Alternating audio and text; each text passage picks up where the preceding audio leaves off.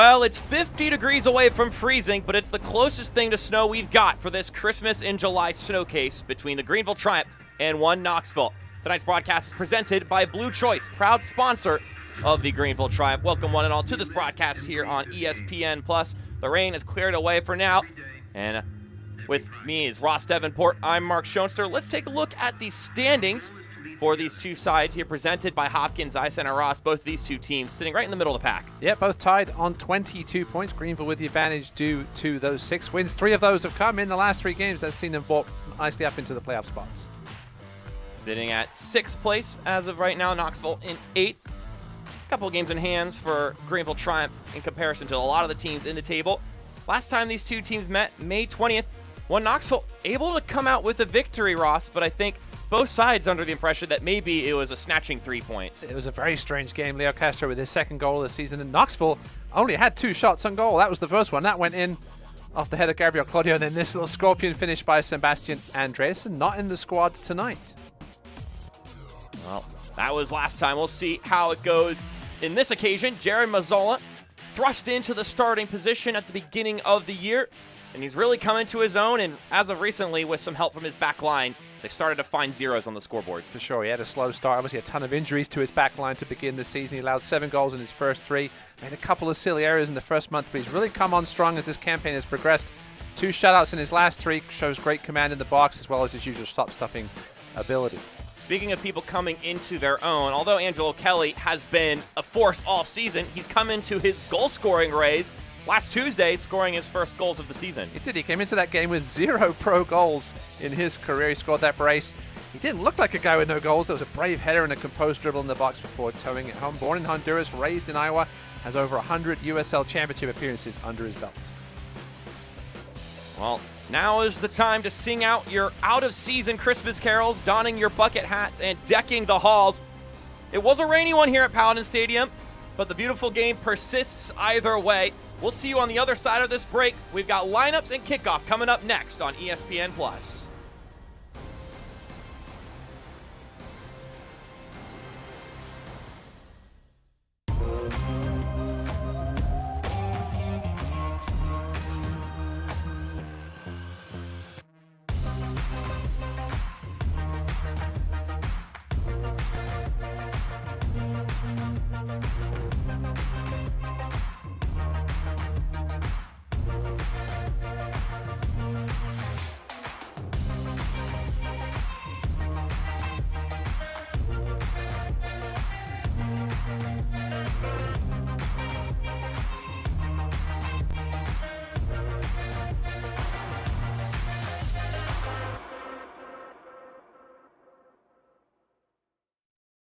We started thinking about new locations where we need to be. And Spartanburg just made sense because we already had all the connections from 25 years ago, and still currently. I mean, we do a lot of business out of Spartanburg. But we really, really like to pour into our loan officers and to our operations staff. But, I'd love for it to be, another one of our main branches.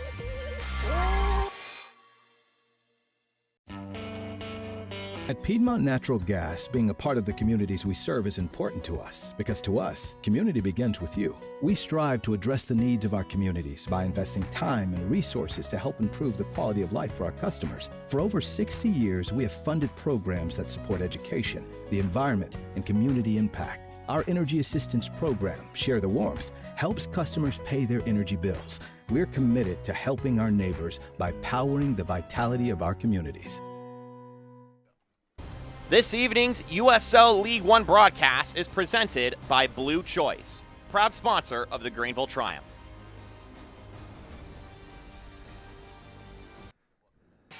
Here are our starting lineups brought to you by Spartanburg Regional Healthcare System. Mark Schoenster alongside me, Ross Davenport. It's a bit of a 3-1-4-1-1, Ross.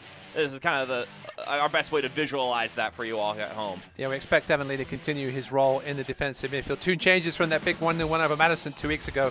Out go Labovitz and Lion McKinnon, who's dealing with a hamstring problem. In come Alan Gavilanes, Leo Castro. Gavilanes, his first start in 4th. And then pivoting over to One Knoxville. got your standard 4-3-3, but it is missing a usual suspect in the middle of that back line in Jalen Chrysler. Yeah, Jalen Chrysler out due to yellow card accumulation. Just the one change, which is perhaps a bit of a surprise from the midweek 4-2 loss to Northern Colorado. There is that forced change. Chrysler comes out. Sean O'Hearn, very comfortable in that center back spot. He hasn't played much this season, but he should be okay there next to the experienced Jordan Skelton. Of course, Sean O'Hearn with experience playing with Revs 2 when they were in USL League One. Played along that back line there. Has made a couple appearances this season. Yeah, also with that Knoxville lineup, Peter Swinkle's getting his second straight start in goal as normal starter. Sean Lewis out for a second straight game with a neck injury. There's a look at our player to watch. Angelo Kelly, you can't miss him tonight with the shock of blonde hair. Very much sticks out on the pitch. Knoxville with their Marble City kits tonight, looking to get things going. Struggling of late.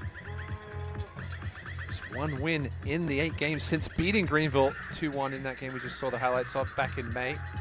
It's been a tough schedule though. 6 of those 8 games against the top 5 teams in the league, including 2 against NOCO and 2 against NCFC. Things will get a little easier after this one, the next 4 games. Coming against teams currently in the bottom half of the table. We got the Marble City kits and then the blue topology kits for the Greenville Triumph. Topography, I think, is actually the term they use. And Greenville, we're looking to get off to a quick start here. Obviously, it's been a strange schedule for them. They've only played a couple of games over the last month, basically. Had the week off and then had a week off before that win over Madison as well. His former Greenville man, Jake Keegan. 2-time former Greenville man. This is very true. Our head official for today's match, Alexander Zheleskov, and we are underway between Knoxville and Greenville. And we'll see what proceeds in these next 90 minutes of action. Once again, we welcome you here on ESPN Plus. I'm Mark Schoenstar, alongside me, Ross Davenport. Yeah, the first matchup against this team, as we mentioned in the open, was a very strange one. Greenville dominated possession. Tons of passes in the final third compared to Knoxville, but Knoxville put those 2 goals away. The looping header from Claudio and that ridiculous scorpion kick from Andreasen. John Hark certainly thought Greenville should have got more from that game. Definitely disappointed with that result. You mentioned, Ross, the difference in the last time these teams have played just in league play in general, as Waldeck jumps on that pass, looking to break away forward, but that one out of the reach of Ilya Illich.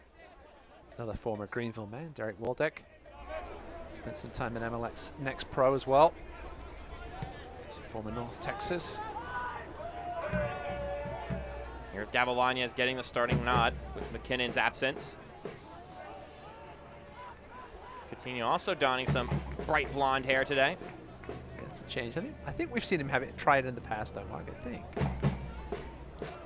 Was it Chattanooga the one time that had about 4 or 5 guys with the blonde hair? Which I remember that. It's absolutely no use to us broadcasters. At least when you got 1 on each team, it helps a bit. Careful. Falls to the feet of Mazzola rather cleanly. So John Harks is sticking with this back 3. Polak, Fricky, and Schultz. Heavenly will drop back in there to his previous center back spot when needed. But he's been so effective. He's on the ball now at that number 6 role.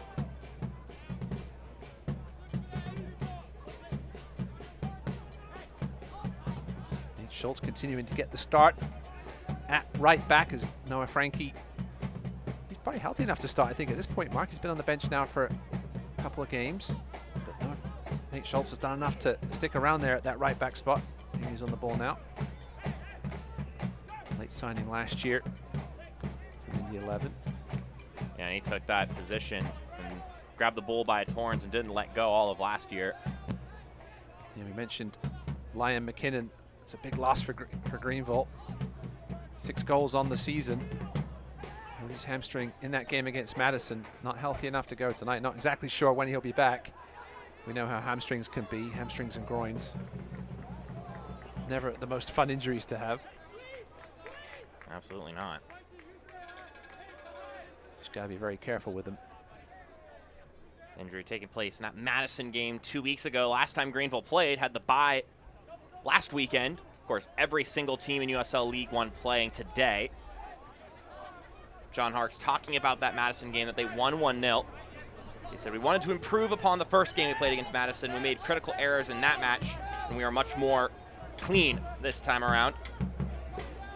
He said his guys competed well against a tough side and then took advantage of the right call on the penalty. That handball from Stephen Payne. And John Harkes disagreed with me. He thought it was a legitimate penalty. I didn't think it was. Listen, that's why we play the game. Different opinions is good to have. Referee opinion was the only one that mattered. And luckily in that situation, the ref was in a spot to make the assessment and make the judgment too. It could certainly have gone either way. The question was how close the ball was to Payne when it was kicked. His hand was definitely slightly away from his body, but in an unnatural position. I don't know. Either way, Greenville deserved a bit of luck. They've had some strange decisions go their way in and around the penalty box this season, so it normally balances out in the end as referee Zaleskov has a word with Leo Castro. Meanwhile, for Knoxville, a 4-2 loss at home on Tuesday against the Hailstorm. Mark McKeever after match said that a lot of players are going to walk away tonight and feel as though they've not done themselves justice, saying they didn't perform to their potential that night. Now, we were looking at the numbers, though, Ross. Yeah, I mean, it's a little harsh from Coach, I think. Listen, just a bit of brilliance from Arthur Rogers and Trevor Ammon, who done that to many teams this season over the last 2 seasons. Waldeck looking for some room, guarded by Devin Boyce there. One player I don't think I'd ever want covering me is Devin Boyce. Just never gives you a minute to think about things. He's all over you as soon as you get the ball. That's why he's been in this lineup since day one, doing the same things he used to do for Omaha, just being all over the pitch and hustling. Finally got his first goal a few weeks ago. Yeah, he's not just an offensive facilitator, although he's also good at that. Well, actually had a 3-assist game himself back in 2021 with Omaha. Arthur Rogers getting a 3-assist game on Tuesday, just the 5th one in USL League One history.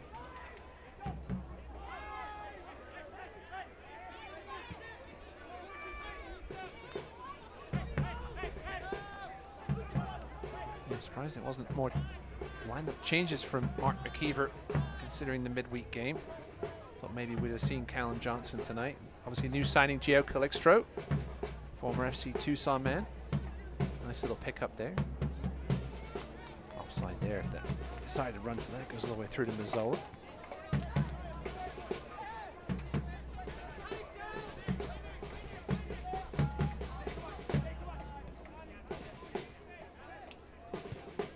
Fricky blasts this one up the pitch, just too far ahead of Alan Gavilanes. Select the official match ball supplier of the USL League One and many elite leagues throughout Europe. Visit www.us.select-sport.com for the latest Select products, specials, and more. Select, the player's choice.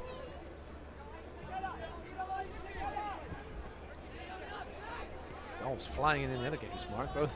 All 3 games with 2 goals apiece. 2 goals apiece in each game, I should say. Interesting. Madison now with a 2-0 lead. Come into half there. We'll give you all the scores at halftime for those other games, but obviously things a little tweaked here with this game supposed to start at 7, now starting 45 minutes late. 2 games later tonight. Noco and Omaha as well at 9 p.m. It's Fuego against Lexington. Fuego looking to try and get something going. Lovely ball there. Boyce able to get that one to go off of Waldeck. It's going to be a fun battle to watch all night, Waldeck versus Boyce. I was just thinking the same thing. Both so high energy up and down that wing.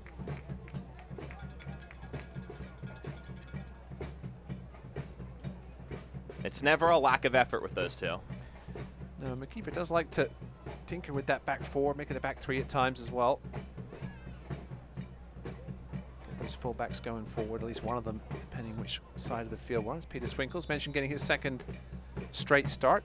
Obviously familiar with this squad as he was their goalkeeper in their League 2 days last season. Made his League One debut on Tuesday. Perhaps result-wise, one he'll want to forget about, but ultimately, if you look at all 4 of those goals, I wouldn't really say any of them fall to his lap for blame. No, just the deliveries of Arthur Rogers. It's something we know is going to happen, right? It's almost inevitable. You're going to get an Arthur Rogers perfect delivery, if not 2 at some point during the game, and you've got to make sure you're defending tightly, but he can put it on a dime.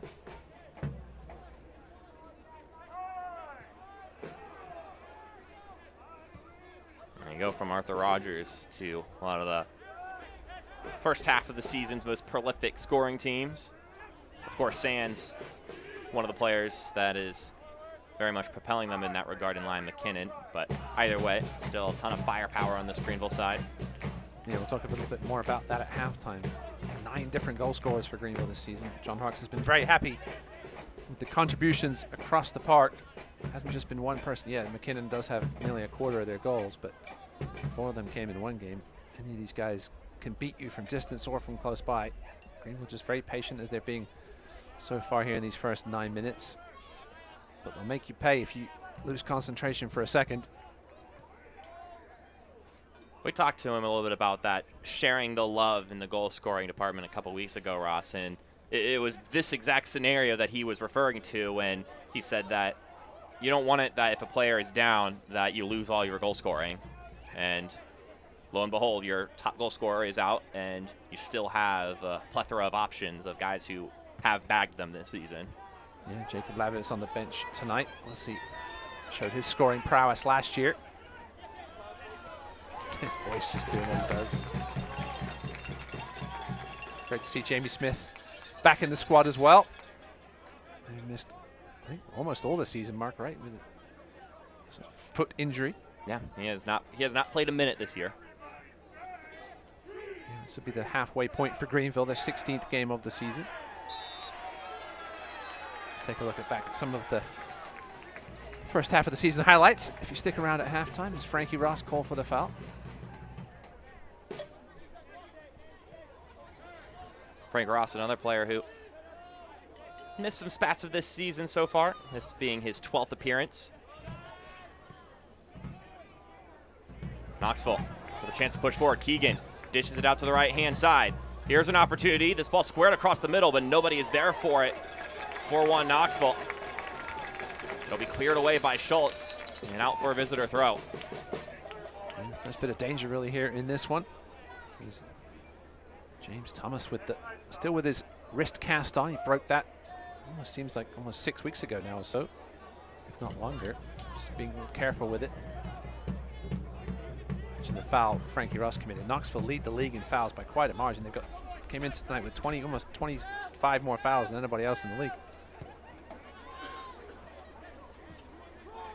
Mark McKeever loves his physical play.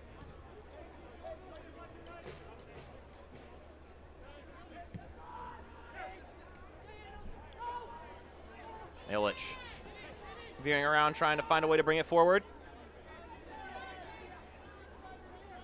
Speaking of fouls, it was great. You see that Women's World Cup warm-up, Mark, that was cancelled 20 minutes in because of physical play between, I think it was Ireland and Croatia. Never seen that before. The Irish coach said, listen, we're getting ready for the biggest tournament of these women's lives. We don't need people getting taken out of the game physically. It's crazy. Maybe it's getting a little bit too excited for the competition ahead. Apparently. Yeah, that is pretty... I remember gasping seeing that. Speaking of training recently, John Harks and his side itching to get back onto the pitch a little bit. He said it's a little frustrating to have this weird gap in the middle of the summer where you have like 2 weeks off and then a game and another 2 weeks off, especially when they've been in such good form recently. 6 unbeaten, 3 straight wins. As Alan Gavilanes walks it forward. His cross deflects and out for a corner kick. And we talked to him a little bit about this. Obviously a time when European teams are coming over for preseason. And I asked him, is there a chance to squeeze in a game? Obviously Richmond are doing that. I know Madison's done it in the past as well. Fuego. But just with not having your own pitch, it's obviously a turf pitch, which not many of these European South American teams don't want to bother playing on, right? It's a little risky. So no opportunity there. Maybe in the future when they get their own stadium. I got our first PNC's corners for kids. Devin Boyce looking to be the one to take it. And asked John Harkes about the stadium situation. He said still being worked on behind the scenes. He seems to think there might be some positive news coming in the next few weeks from the club. We'll have to see.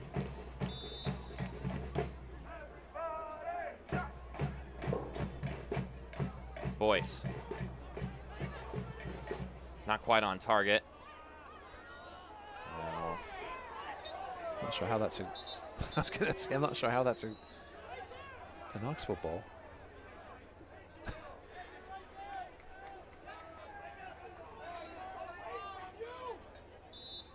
Wasn't the best of corner kicks from Devin Boyce. Let's take another look at it here. Or maybe it didn't make contact with anybody. Maybe. Well, now they fixed it. It certainly looked like it came off the Knoxville player. It is kind of hard to see with these almost white jerseys. They're pink, but they almost look white from certain angles. And the white ball. Can't wait to get in They the get hit by the glare a little bit. Swing by our merchandise stand for 40% off outerwear, beanies, and scarves. Great for yourself or as a gift. Also, don't miss out on our Liberty Fan Appreciation. We throw in for Knoxville. All Liberty merchandise is Mark McKeever 40% mentioned that in the last 2 games, he's been a little bit disappointed with his side defensively. So they've let in some cheaper goals. He thinks they're playing well overall and that they've even found their scoring, which was an issue earlier in the season, that they couldn't find the goals even though they were stingy defensively. So we flip-flopped and are allowing things to slip through.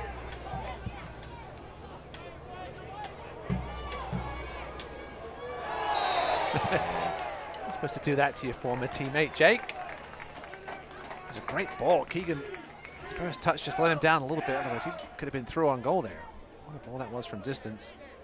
I'm sure they'll have a laugh about that afterwards. A little love shared between Jake Keegan and Tyler Pollock. 2-time former teammates. I'm sure they've had their fair share of moments on the training grounds against each other. 100%.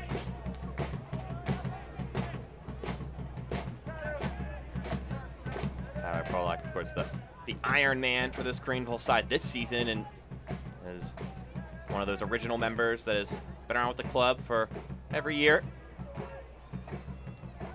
Castro. We'll escort this one out, so it'll be our second PNC corners for kids. PNC corners Both for teams kids, taken by looking your for that long Greenville ball. Triumph.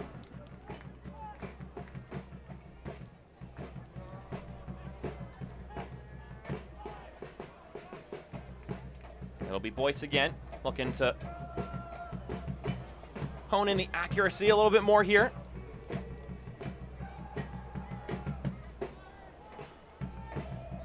Here's the run up.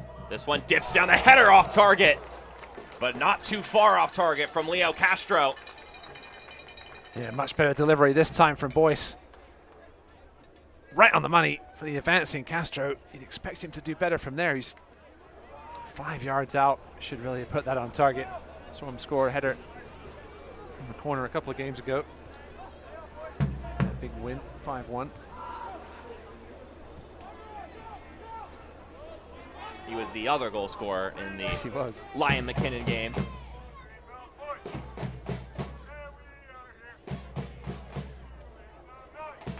Trying to weave around there. Lovely bit of skill there by Frank Ross. At some point in this game, the class of Frank Ross might play a role. He's got a little bit of extra in his game. 3 goals on the season for the Scotsman.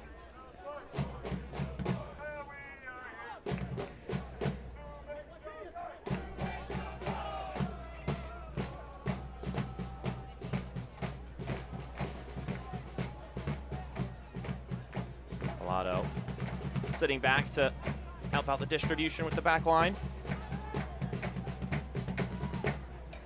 Which means Evan Lee is even further forward. Pollock trying to slip that one through to Gavilanes, and another collision between him and Jake Keegan.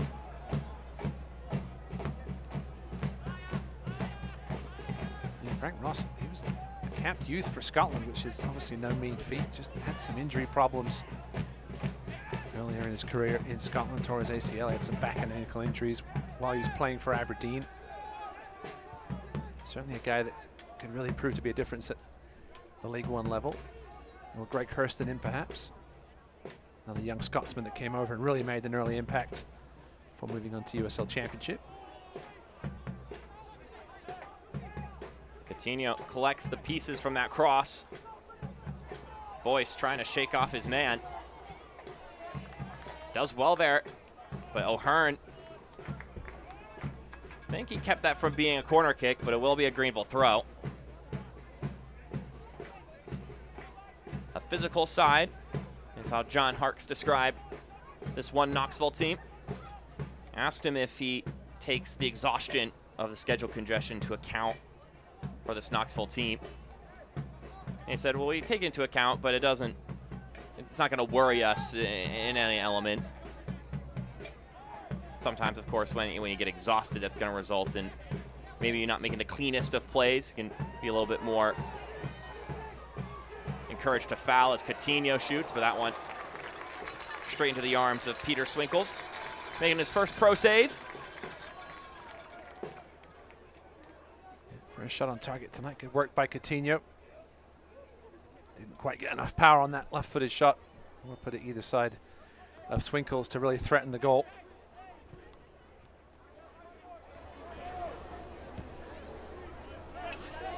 Swinkles will feel good to get one in his clutches.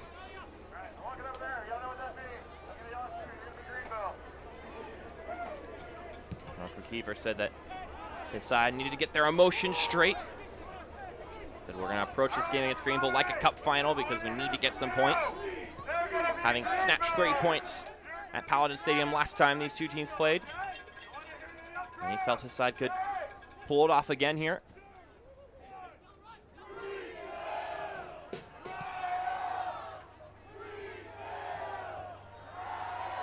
Knoxville only have the one loss away from home this season. Polak with the chance to push forward. Tyler Polak threads it forward, but it's just out of the reach of Castro. Swinkles is able to dive on it. The attacking Tyler Polak there. Have to wait a little longer for his first ever professional goal.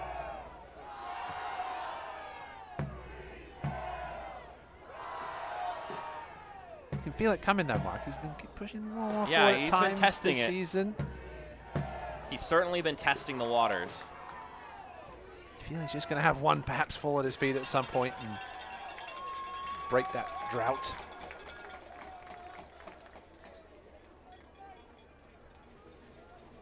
Yeah, the last time Knoxville were beaten away from home was on April 8th against the Chattanooga Red Wolves.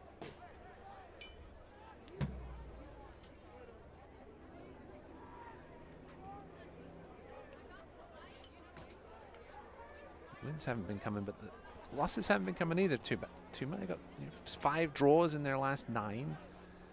But they are drop points, right? Especially when you get those home draws. We mentioned how tough the schedule's been, though. So I think if Mark McKeever can get out of here with a point and get to a little bit of an easier stretch coming up. We say easier. There's no easy games in League One, but yeah, obviously NOCO and NCFC being the class of the league so far, and they've played them 4 times in the last 8 games.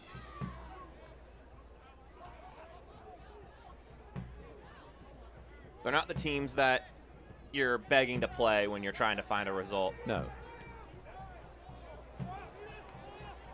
Pilato pokes this one forward. Castro, but the flag goes up. Able to rip that one off the crossbar, but the flag did go up. Leo Castro, 5 goals this season. It was a lovely ball through. Just Castro was just a couple of yards the wrong side of the final defender. Greenville still continuing to go with those long balls. Here's another look at it here. It's a beautiful bit of body work from Pilato, and then a great pass first time. Unfortunately, Castro just not quite paying attention to his positioning.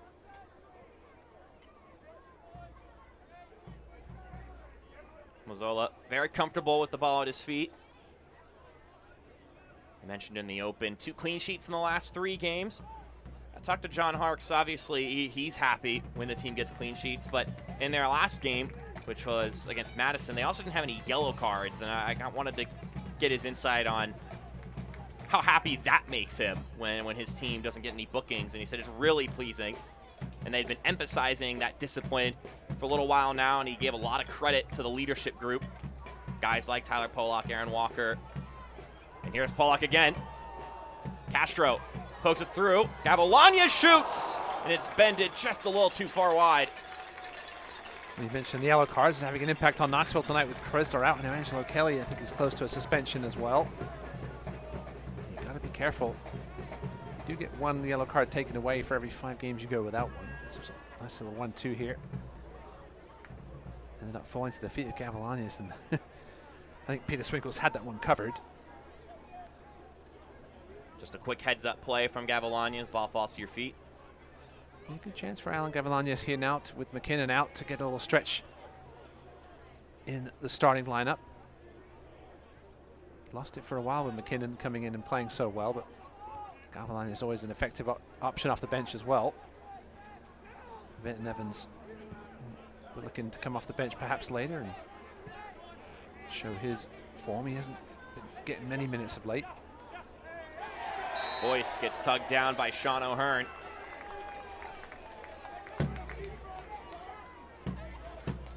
Last time these two teams played, John Harkes did mention that he felt his team committed some silly fouls in that match, gave away a free kick that resulted in a goal. So when it came to the whole booking situation, it was something that they wanted to improve upon in the second go against this side. He didn't want his side to get egged on by the physicality of this Knoxville team.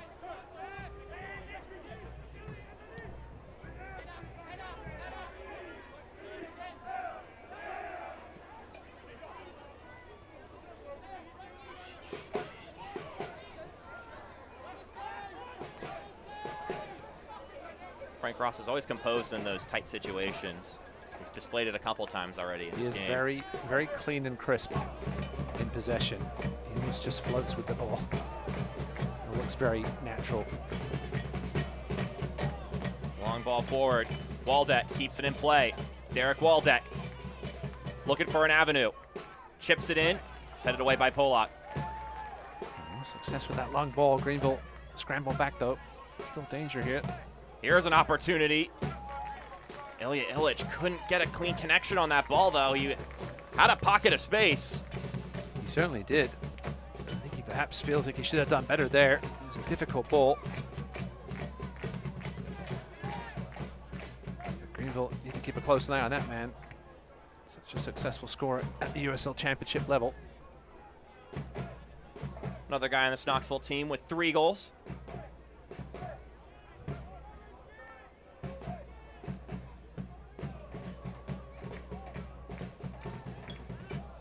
Walker plays it inside. Back to Walker. He'll chip it over to Boyce. Devin Boyce hoofs this one centrally. Oh, that could have gone anyway. They hit 2 players before finally being cleared. We got our third PNC corners for kids, and that was Alan Gavilanes who was looking to get on the receiving end of that. PNC corners for kids taken by your Definitely a new Triumph. situation for Gavilanes. He's usually on the crossing side of balls like that.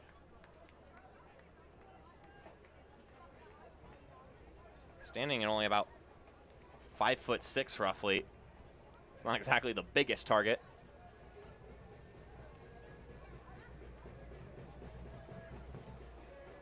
The last corner kick was very promising for Greenville. Castro just couldn't quite put it on frame. We'll see what they do here.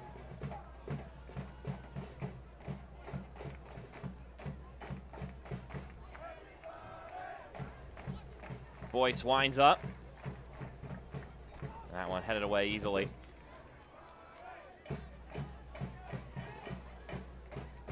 Greenville got to be careful here. Chance to break away. Well guarded by Pollock. Gonna go out for a throw. Don't miss a minute of the action in 2023. Whether your club is on the road or at home, catch nearly every second of USL League One action on ESPN+. The home to the USL, La Liga, the Bundesliga, UFC, and more. Sign up today at plus.espn.com.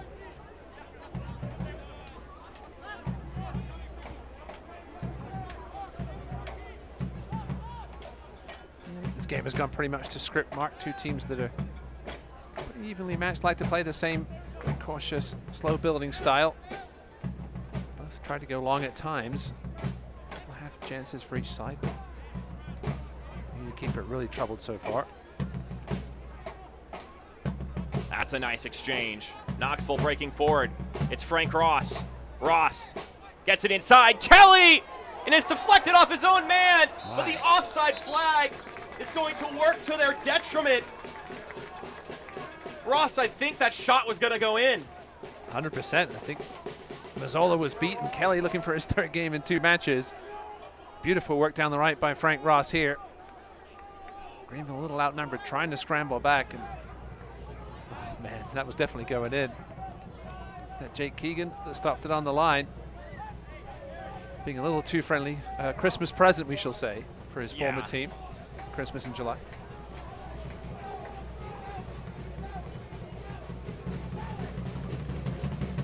I'll look at that one back in the film room after this game and go, oh, hey, maybe Jake's still on our team, even for just a moment. What a stroke of misfortune for one Knoxville. Very much should be leading in this game now. I know the folks at EHA Brewing are bemoaning their poor luck here.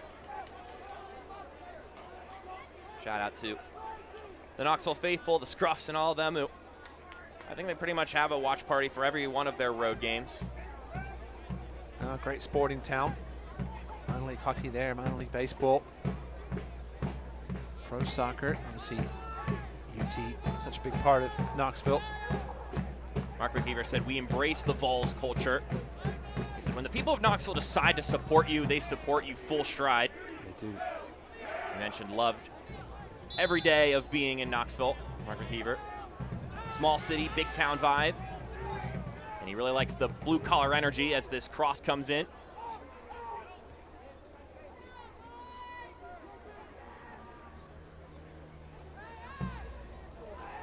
Aaron Walker takes a shot himself and bounces it to Swinkles.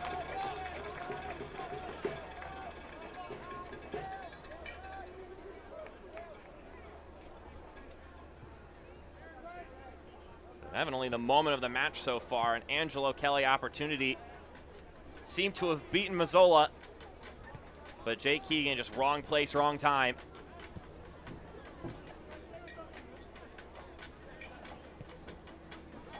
Yeah, it was obviously in an offside position, but it was no way affecting Jared Mazzola. So if he had just let it go in, it certainly would have counted. It's just very unfortunate. Or fortunate, depending on what side of the ball you're looking at. Right.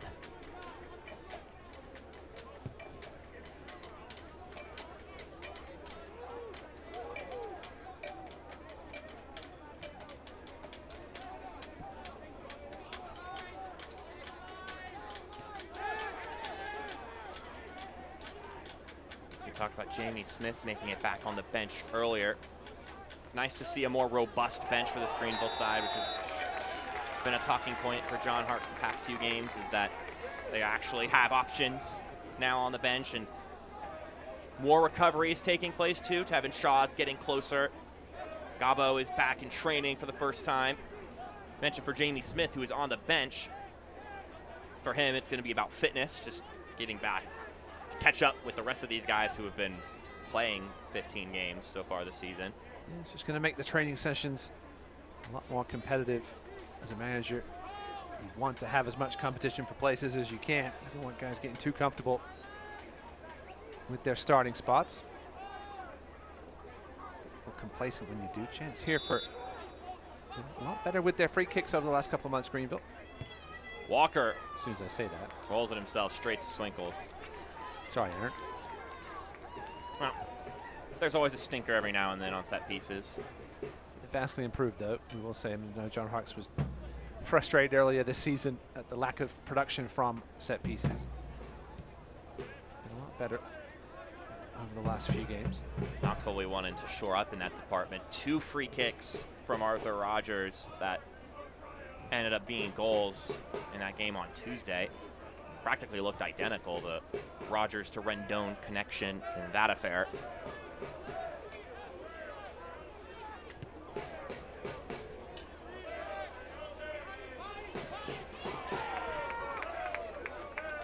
Oh, love tap there between Fricky and Angelo Kelly.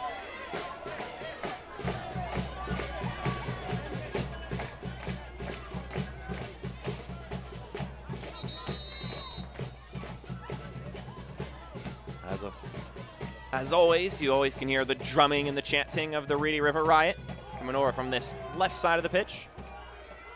We're getting a handshake between Brandon Fricky and Alexander Zheleskov, our head official. Just trying to think, Mark, how many great soccer players have there been named Arthur? Not too many. Arthur Melo is a guy who's been around, Brazilian, but not too many other ones that I could think of. I mean, nothing's crossing my mind. This is where my brain goes, Mark. This is how it works sometimes. I wouldn't want you to change it.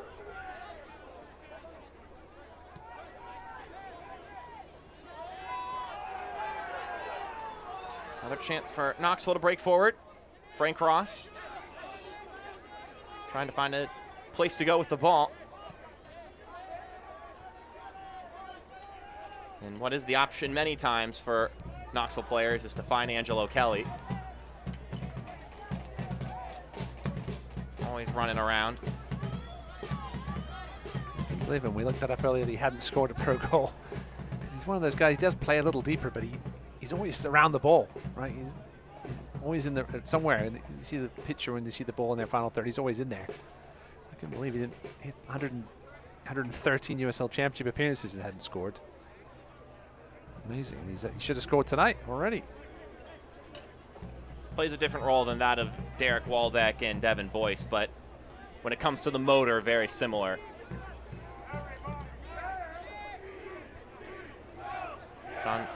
Mark McKeever called him a guy who has been grafting all season in the trenches. Thomas couldn't quite keep that one in play. It'll be a goal kick. He does do the dirty work very well. Similar to an Aaron Walker. Uh-oh, got a Knoxville player down and in some pain. Going for the trainer. James Thomas. Yeah, with the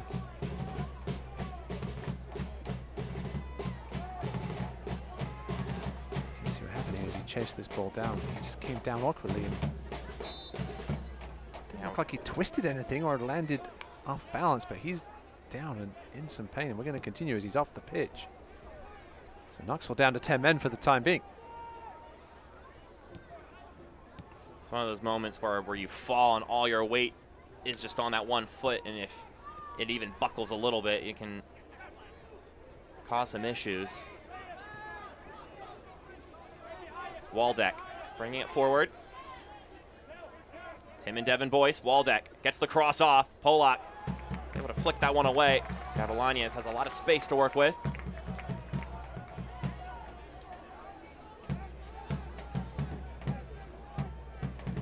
Fernandez. That's a good turn for Coutinho. Coutinho cannot get by Skelton. Going back to that, do have Danny Fernandez and Carl McDowell on the bench. Defensive options for Mark McKeever should he need to make a change here.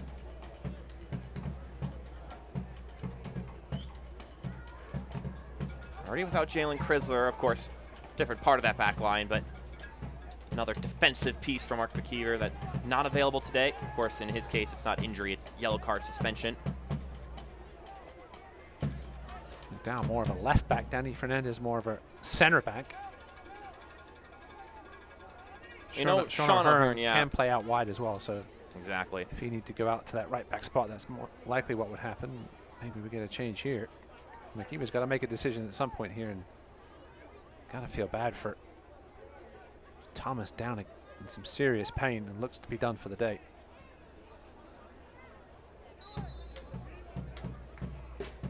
McKeever probably just trying to figure out exactly what he's going to do here.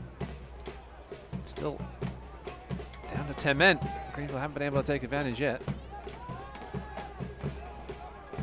Well, like you said earlier, Ross, they could plug in Fernandez, push O'Hearn out, and you still have that back four. But you mentioned they do run a back three sometimes, so you don't necessarily have to bring in a true defender.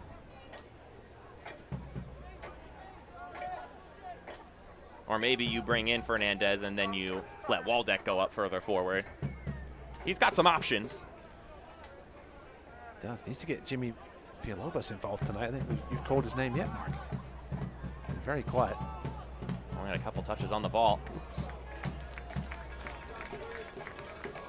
Zola right at the edge of his penalty area, able to get to that one.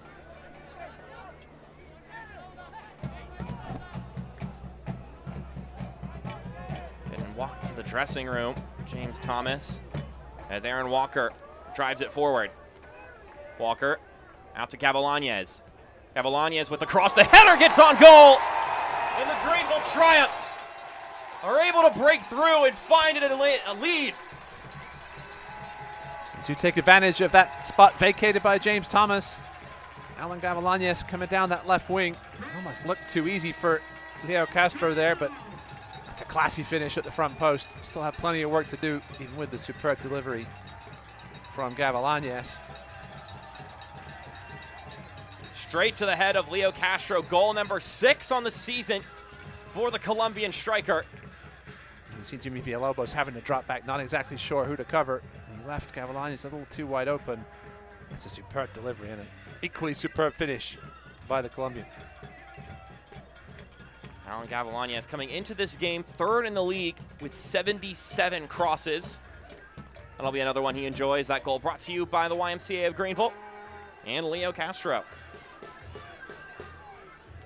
I believe that matches him with Liam McKinnon now as far as goals scored this season.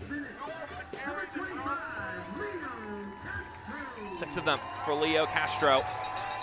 Spent 4 years with the Kaiser Chiefs, then right before the season started was announced as an acquisition for the Greenville Triumph.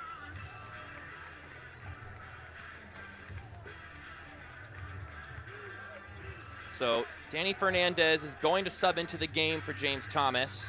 You can see O'Hearn now going out to right back. And now we're into the last 5 minutes of the first half, brought to you by ScanSource, accelerating growth for partners and calling Greenville home for 30 years.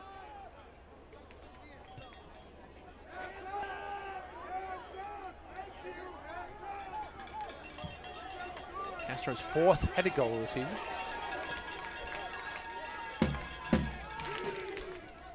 The NorCal rivalry takes center stage when the USL on ESPN continues. Alex Dixon leads a potent Monterey Bay FC attack against Paul Blanchette and a staunch Oakland Roots SC. It's Monterey Bay FC and Oakland Roots SC Saturday, July 15th, which is today, at 10 p.m. Eastern on ESPN2. Yeah, that should be a fun one.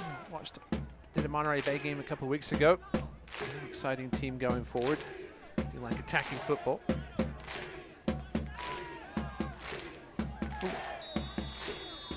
One of those silly fouls. And Leo Castro will get his 5th yellow card of the season, just moments after scoring his 6th goal of the season. And Ross, you mentioned I haven't said Jimmy Villalobos' name often, and this is not the context he'd like me to be saying it. No, Pilato was trying to say that was Leo's first foul. It was clearly from behind.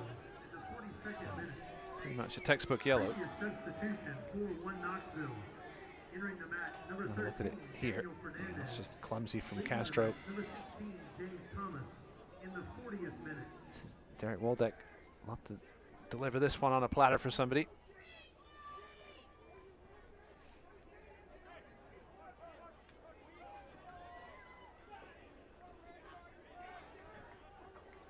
From the 16-yard line. He'd be out of bounds in football.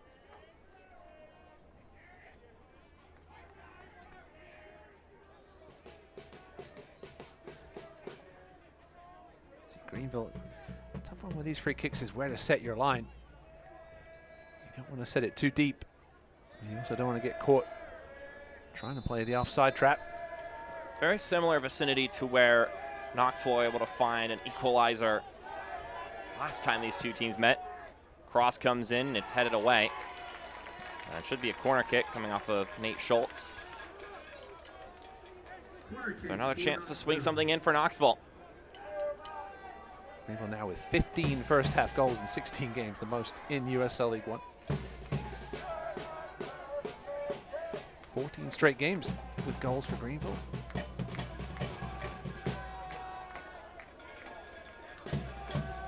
Waldeck drives it in, skips around a couple times. It's still loose, Illich back into the center. Now it's cleared away. That was a complete mess. Greenville lucky once again. Ball just didn't fall quickly enough to a Knoxville foot.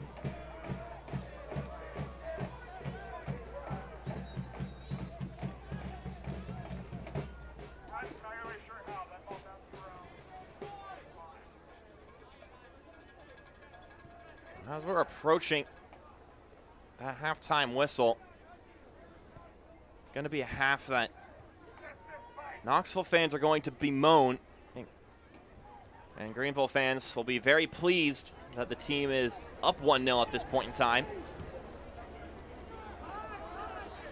Zola able to get on the end of that cross. And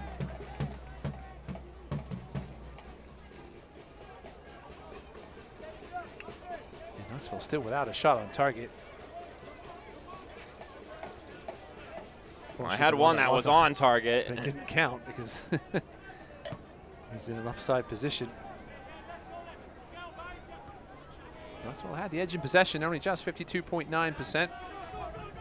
They've been outshot 6-2 in total. Probably a fair score at the moment, although obviously, as you said, Mark, Knoxville will feel a little hard done by with a bit of bad luck plays.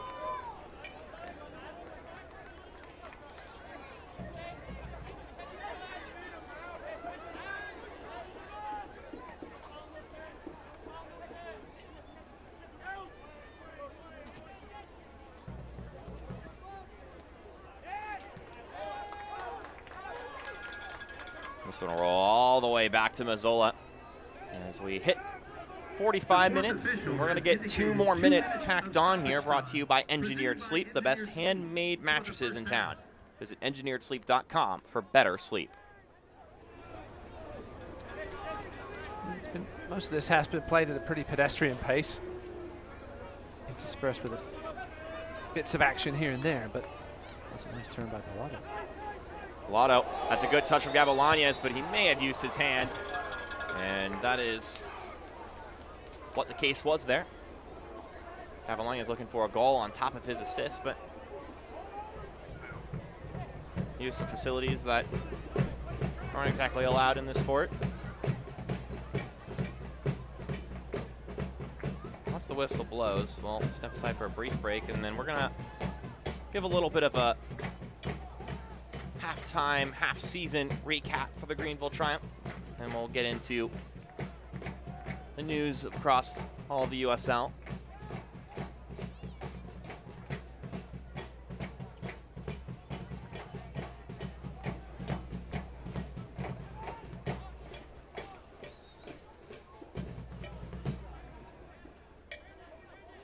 Obviously, feel free if you want to check out one of the other games going on tonight in League One at halftime, if you so choose.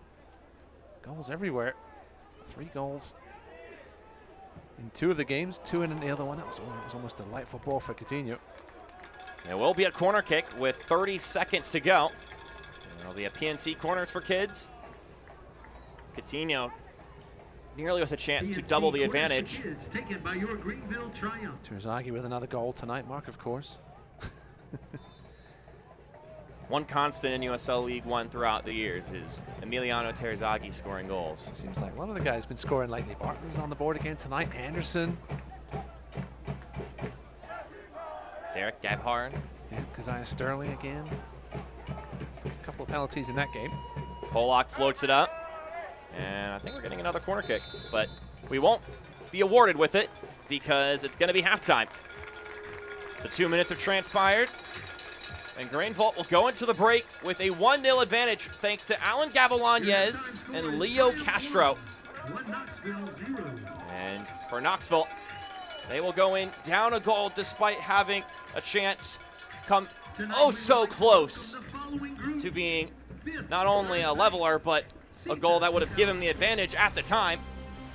But with that being said, the 45 minutes have transpired. We are going to step aside for a quick break. When we come back, we've got some halftime content coming up for you on ESPN+, so don't move anywhere.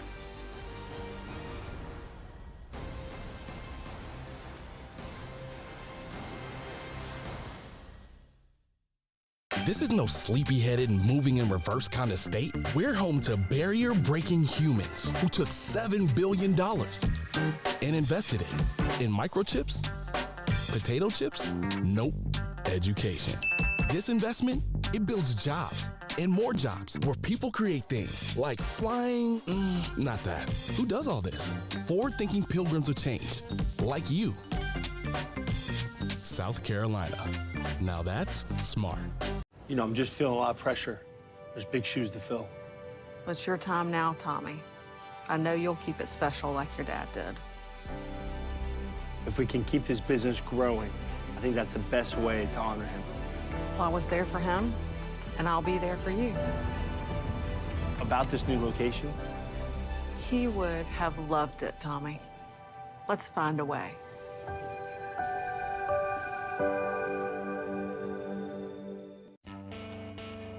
The Greenville Tramp score not one, but 2 goals during any home game. Fans score big with 10% off on all fresh, scratch-made food at Habitat. Just grab a table, show your game day ticket while wearing your Triumph gear. Don't forget, you can always come cheer on the team while watching the away games during our watch parties. Habitat, proud sponsor of the Greenville Triumph. Welcome back to halftime here between Greenville and Knoxville. It's Mark Schoenster and Ross Davenport with you on ESPN+. You know, this is game number 16 for the Greenville Triumph. 32 games for every single club in USL League One this season. So this is about as close as we can get to the halfway point. I'd either be this game or the next one. So no better time to talk about what's happened this season for the Greenville Triumph than now, Ross. And there's been a couple of key points, but I think starting off at the beginning of the season, it was all about the availability. They did, yeah. Lost the first 3 games of the season. They really struggled to put an 18 together at times. This goal against Madison was really one of the low points. Injuries to many of the outfield players. The back line was decimated, the center and midfield as well. But they got things going in the end. And John Harks, listen, continues his knack of finding capable rookie goal scorers. It was Lachlan McLean and Jacob Labovitz. And now he finds this Lion McKinnon guy, Mark. 4 goals, breaking USL League One record. But the offense all around has found its footing. A lot of goals to be found from the guys of Leo Castro, Lucas Coutinho, Alan Gavilanes. I mean, you can go down the list. Tons of capable goal scorers, and that's just the way that John Harks likes it. And for a Greenville team that in years past has been known for its defensive prowess, it's been the offense that has kept them in the middle of the table this year despite some of the bumps in the road early in the year. But with that in mind, they're looking to even jump further ahead now that they're healthy in the second half of the season, but they still got a Knoxville side here that is looking to deny that result here in this game. We're going to step aside briefly. When we come back, we'll take a trip around the USL.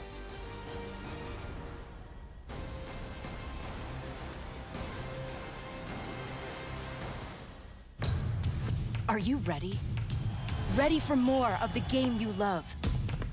Ready for more players and more teams? Ready for more stadiums, for more fans in more cities? This is a different league. The USL Super League. Built for the future of women's soccer, bridging the journey from youth to pro, connected to the global game, and bringing it all closer to home. Are you ready?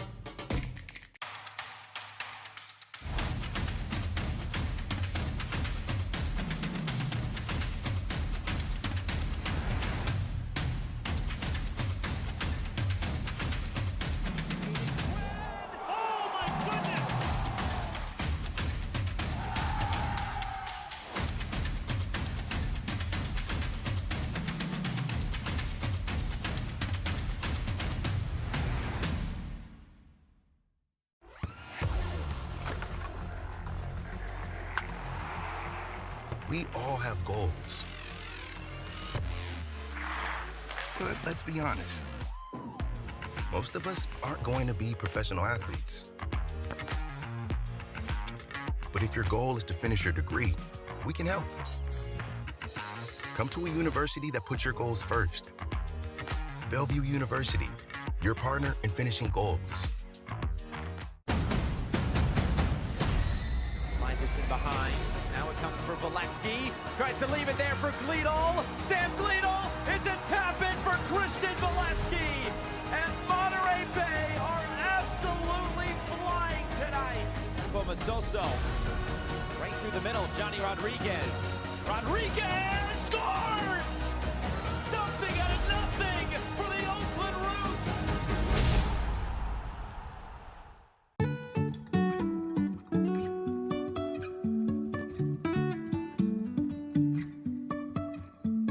Life is a winding road, no telling where it goes. Driving through days and nights, won't stop for traffic lights. And I really wanna know, really wanna know. Welcome back to more halftime content here on ESPN Plus. I hope you enjoyed that brief little break. Hope you grabbed a drink, maybe use the restroom, recover, recharge. We got some more topics to discuss here. Mark Schoenstrom alongside me, Ross Davenport. Let's get into it. We got our monthly nominees from both coach and player, and then we also got our Player of the Week award as well. Matt Glazer, though, it was a really big historic week, or it's not week, month for Forward Madison this past month. They were able to sit atop the table for the first time in their franchise's history, and they look pretty good doing it too. No, Matt Glazer has got the kind of group he wanted in there in Madison, and the performances have been superb, as have the results, leading 2-1 tonight at North Carolina as well. And when talking about awards, maybe it's a new territory for Madison, but it's not new territory for Emiliano Terzaghi to be collecting accolades. He mentioned scored his 9th goal of the season just earlier today. That man is always scoring goals. He's always collecting honors. I mean, he's 3-time MVP for Pete's sake. Yeah, Trevor Hammond wants to stop that streak, though. Got 12 goals on the season, Trevor Hammond, as we pivot on to the next segment here. I mean, got so much to talk about in USL League One, and here are the standings brought to you by Hopkins Eye Center. Again, these two sides sitting right in the middle of the table. Greenville trying to stay above that playoff line, stay ahead of Union Omaha. Knoxville, you mentioned, Ross, had a bit of a tough slate recently as far as opponents are concerned, and they'll be looking to vault themselves back up above that playoff line like they've had several times at points this season. You know, there is a 7-point gap now between 9th and 10th. Those three teams at the bottom. Be careful they don't fall too far adrift. It's starting to get into that worry zone for those clubs now as we almost get into July. Here is our USL on ESPN slate. We got a game tonight between Monterey Bay and Oakland Roots at 10 Eastern. So once this game concludes, if you feel like just turning on your TV and going over to ESPN2, you'll be able to see it. I got a couple of other great games. We had to wait for the slate to get going, Ross, but now we're in full throttle as far as USL making debuts on the mainline channels on ESPN. But with that in mind, we're going to step aside briefly. When we come back on ESPN Plus, we've got the second half of action, but even before that, we'll have the highlights and the stats for you from the first 45 minutes here. It's 1-0 in favor of Greenville over Knoxville, but that could change in 45 minutes. We'll see what happens coming up next.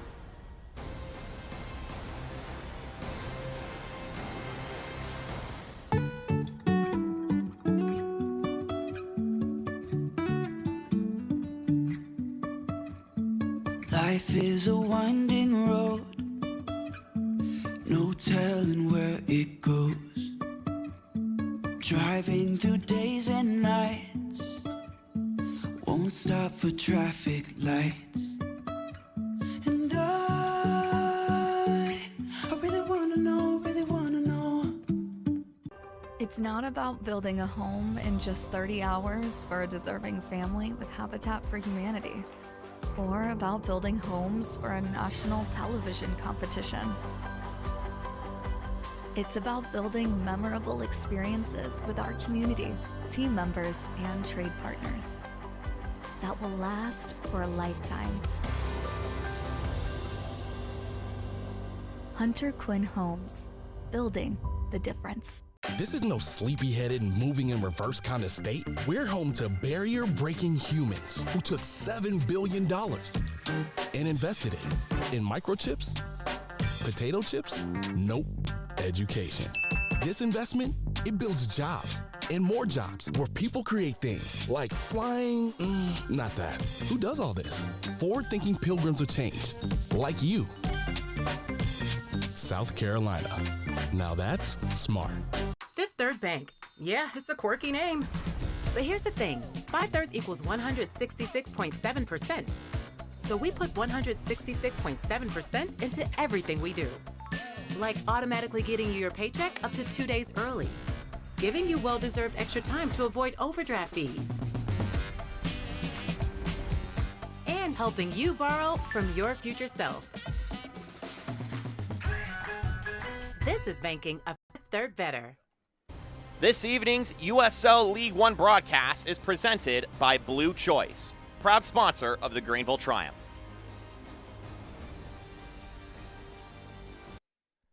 As we welcome you back to the tail end of our halftime show, here are the highlights from the first 45 minutes of action, starting with this corner kick from Devin Boyce that nearly was the opening goal for the Greenville Triumph, but Leo Castro couldn't quite put it on frame. They create a couple more chances here, Ross says. They tried to ask the questions and find the goals, but they couldn't break through early in this game, including this breakaway from Tyler Pollock. Swinkle's able to dive on it, yeah. A little too far ahead of Castro. Castro would miss that first header from the corner, but he wouldn't miss the corner coming up in a minute here as Alan Gavilanes, this wasn't the goal, this was Gavilanes' sort of floater that almost sneaked inside the far post. I think Swinkles thought it was going a little further wide when James Thomas went off injured and Knoxville were down to 10 men for a minute. Greenville took full advantage. We'll get to that. This is the injury to Thomas. Looked unfortunate. I hope that's not nasty because it looked painful. Some non-contact injuries, grabbing his. I hope it's not an Achilles or anything. Here is the goal. Gavilanes with a superb delivery. I don't even think he looked up, Mark. He just sort of fired it into that front post. Knew Castro would be in the vicinity, and a trademark Leo Castro header for his 6th goal of the season. Well, it's like they say, it's never on the ball delivery. You gotta just expect that there's a striker in the box waiting for a cross like that as we take a peek at Warehouse Services Incorporated. I think they tell the story of that first half. Knoxville actually had a better XG. We didn't show in the highlights, but the one that's cleared off the line, unfortunately, by accident by Jake Keegan, but still plenty to play for in the second half of both these sides.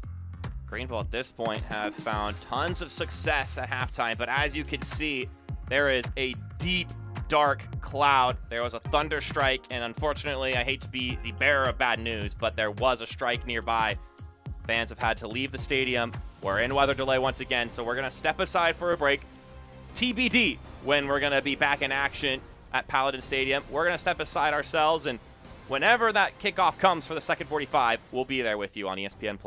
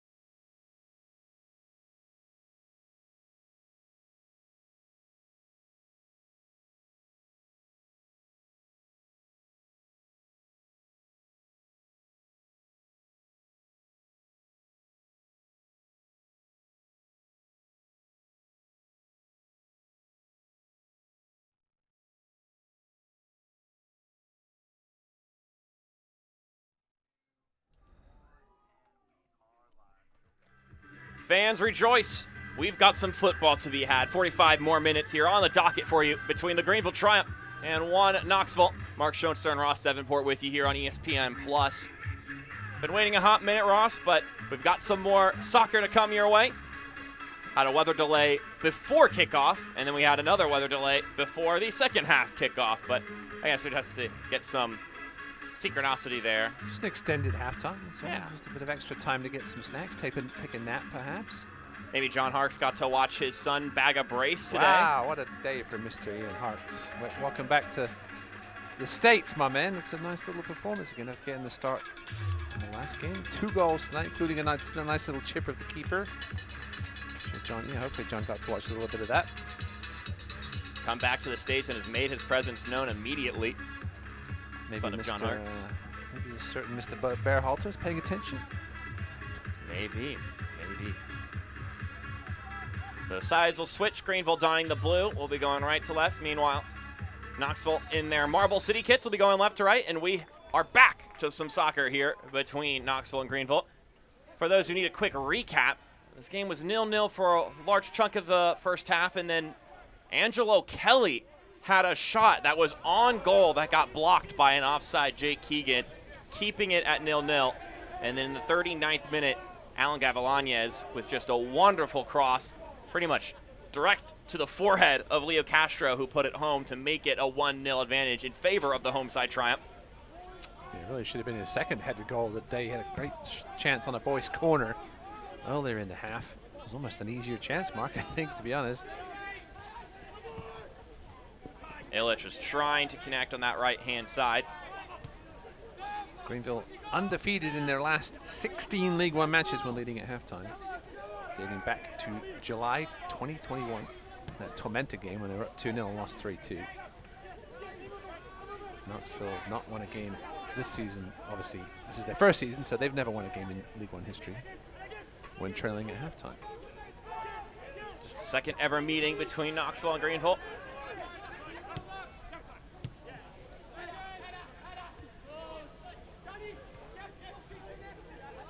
For any Greenville fans who decided to pack it up and go home after the first half that were at Paladin Stadium, we welcome you in on the broadcast. And if you're a Knoxville fan, you're still at Yeehaw Brewing. First off, I commend you for your fortitude. I hope you're tipping your waiters, waitresses very nicely. Cross comes in, header comes down, cleared away by Brandon Fricke. Well, as clearly as I can hear the managers talking, I think a few of the crowd may have left Paladin during that delay. Understandable. Some tugging from Castro. Cool. Yeah, they're not going to get the call there.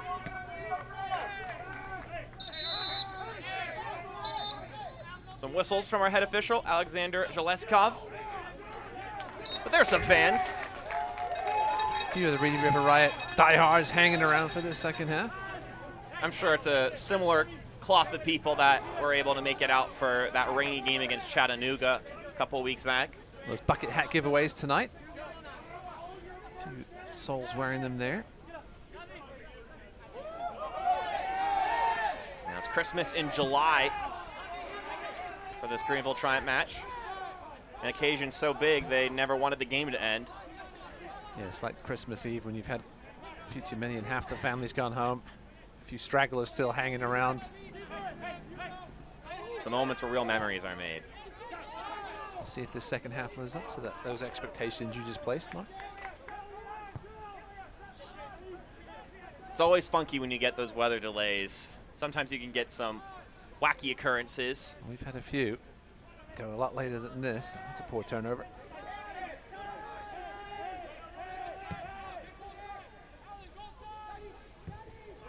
Searching ball comes in, knocked away.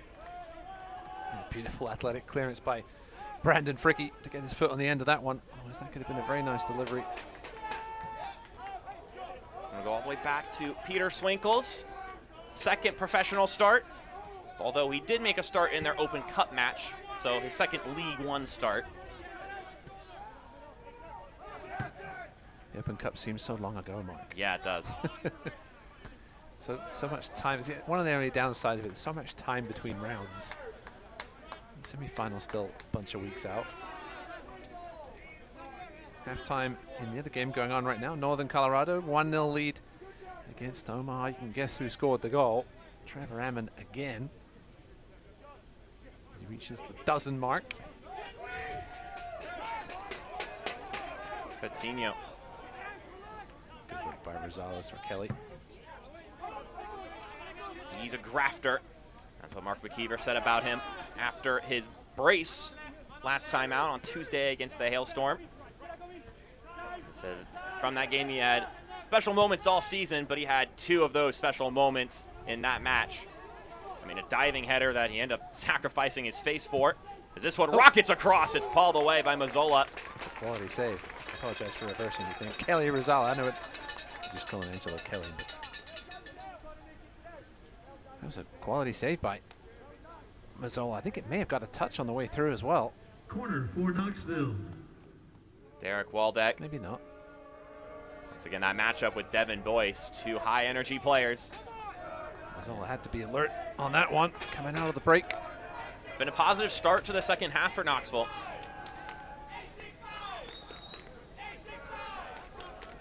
Here's some Knoxville fans yelling 865. Good to hear. Here they are down the bottom right. Here. Ball floated in. Clearance not too far. That's a rocketed effort from Villalobos. This chance skips in and will get cleared away by Evan Lee, playing in that holding midfield role. A new carved out position for a longtime center back for the Greenville Triumph. Good start to the second half here by Knoxville. Trying to camp out here in the Greenville final third. Just looking for that one ball that will cut things open. Maybe it comes right here. Ball floats in. Header didn't have a lot of bite to it. So, half-hearted appeals for handball. Referee had a good view of it though. Fernandez. Good distribution up the pitch. I mentioned Fernandez on for the injured James Thomas, who suffered what looked like either an ankle or Achilles injury on an unfortunate play. He was trying to keep the ball in and just seemed to land a little awkwardly. Hopefully it's nothing too serious. Already missed time this season with the broken wrist. You always worry about moments like that on a turf pitch. There isn't much give on the surface.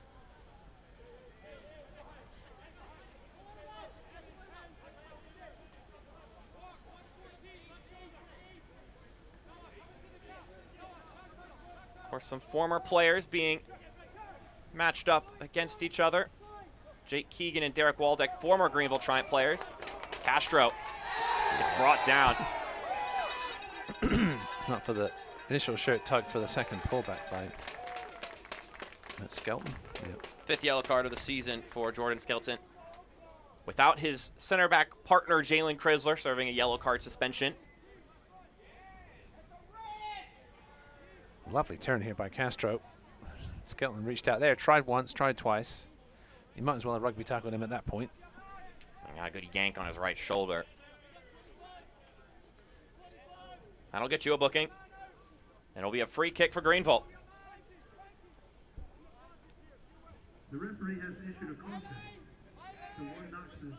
The right-footed Boyce and the left-footed Gavilanes discussing this one. Perhaps how their evening plans have been wrecked thanks to these rain delays. Yeah, thanks, Mother Nature. To be fair, though, I'm not sure how much one does after playing a 90-minute match. But they're much more fit and in shape than I am after I play a game of pickup soccer. Boy swings it in, headed down, and the skip gets pushed over the crossbar by Swinkles. Delightful service. Castro was there. Made good contact and into the ground, where it's always tough for a keeper to save, and Swinkles did well. A ricocheted header from Leo Castro, looking to make it 2 goals off his noggin in this one. Left far too wide open at guys either side of you. You can see the Knoxville defenders having a discussion about perhaps who was at fault there. There'll be a PNC corners for kids.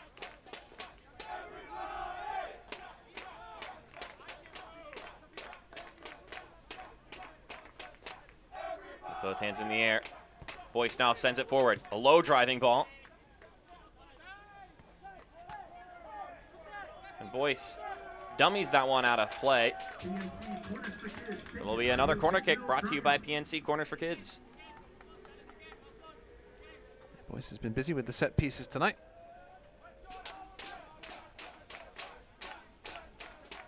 Seventh corner for Greenville. Second one comes in. Oh. And made some contact. Brandon Fricky coming in at the back post, it was. Fricky looking for his second goal of the season.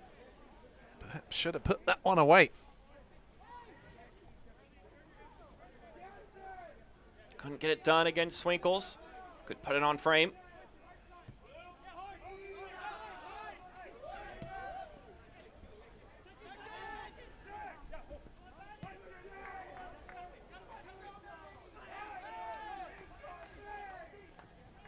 Good touch.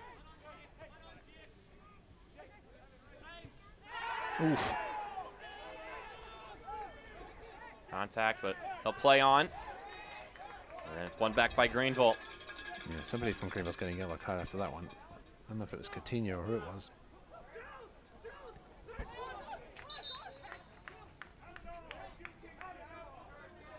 Actually, it looks like it's going to be Gavilanes who gets the yellow for that contact earlier. Just his second yellow of the season. That one was well deserved. Yeah.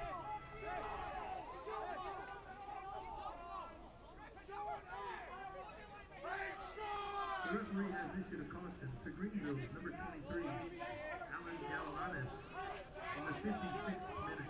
Not much love lost there in that interaction. It's by Doug Irwin there on the sideline. Getting a good view of things. Greenville side going up against the likes of Waldeck and Keegan, former Triumph members. John Harks called the two of them quality people. Said he could say the same about Don Smart, Nico Brown, and other former players. But when it comes to the game, John Harks added that we also know them well. We know their capabilities, their deficiencies, and of course we're going to account for that and take advantage of that, much like they'll be able to give some intel on what it's like to play against a Greenville Triumph side. I mean, use the information you've got. Longer, obviously we're getting into the 5th year of the league now. It's going to happen a lot more often.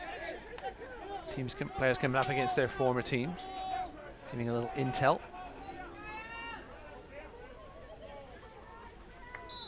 Especially, of course, if it's the same coaching regime. We've got the likes of Devin Boyce, of course, new head coach at the helm of Union Omaha, so some of the things will be different. Boyce with the service, comes down, another sliding effort, just out of the reach. Great delivery from Boyce, pace.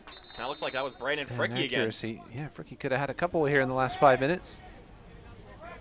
He's searching for it.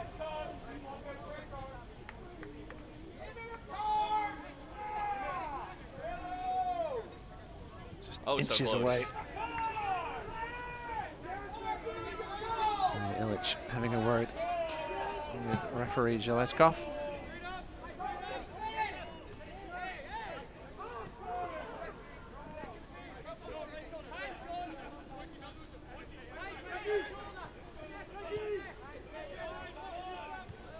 Kelly will play it out wide. Waldeck searching it inside, trying to connect with Keegan. Instead finds Jared Mazzola. The Women's World Cup kicks off on July 20th. Play alongside with the Women's World Soccer Bracket Challenge, presented by USL Super League. Win super cool prizes, including a new 75-inch Hisense TV. The bracket launches on Monday. Go to uslsuperleague.com/bracket to learn more. Do you need a new 75-inch screen TV, Ross? I just bought a 55-inch the other day for only like 220 bucks. A great deal. Nice. Well, now you can get a bigger one for free if you win this challenge. Listen, I'm definitely going to pick England to win, obviously. Nah. Over USA in the final. Come on. I'm on penalties.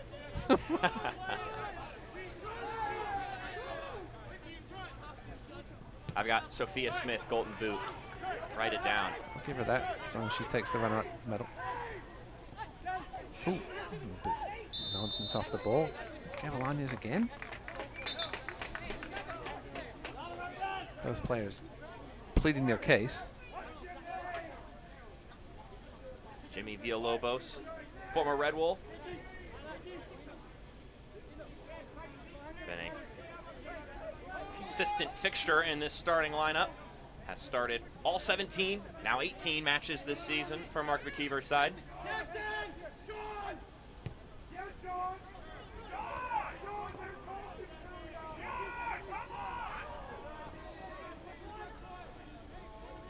One thing that sometimes gets overlooked about this Knoxville team, I think, given the amount of players with League One and Championship experience, is that it is a brand new side.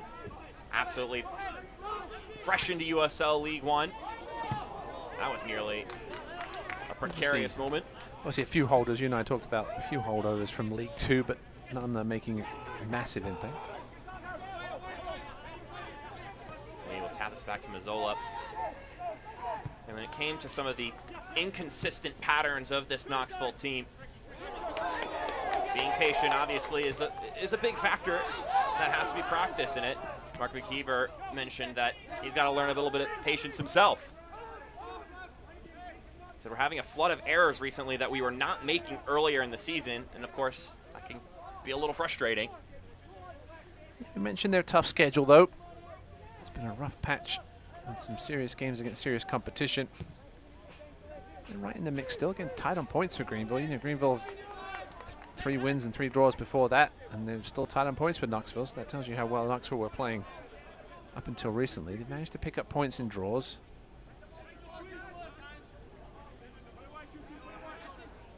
Just still missing a little bit of a cutting edge in that final third. Missing a reliable goal scorer. Keegan got off to a good start, but it's been quiet of late.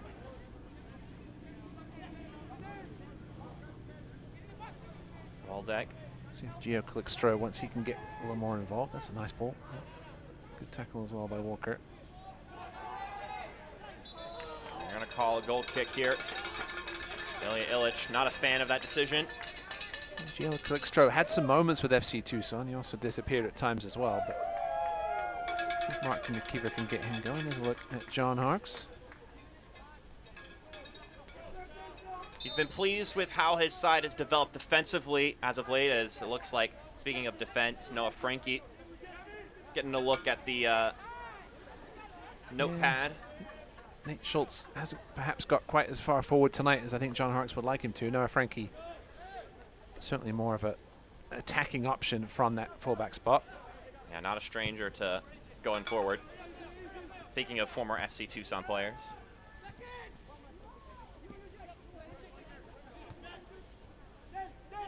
Nice little exchange there. Obviously with the back three, it makes it a little difficult. Maybe they do go to a back four. It'll be interesting to see what they do with Frankie here. And you have that back three. Not always easy to get forward as the sort of right center back, right, or left center back. Frankie can also play on the wing, so it'll be interesting to see if he comes in for Boyce or Gavilanes, who hasn't played 90 minutes in a while.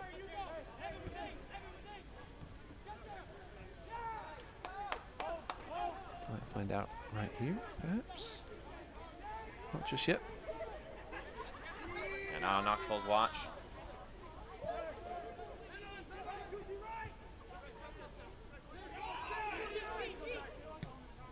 Well, no victory over Madison last time Greenville played.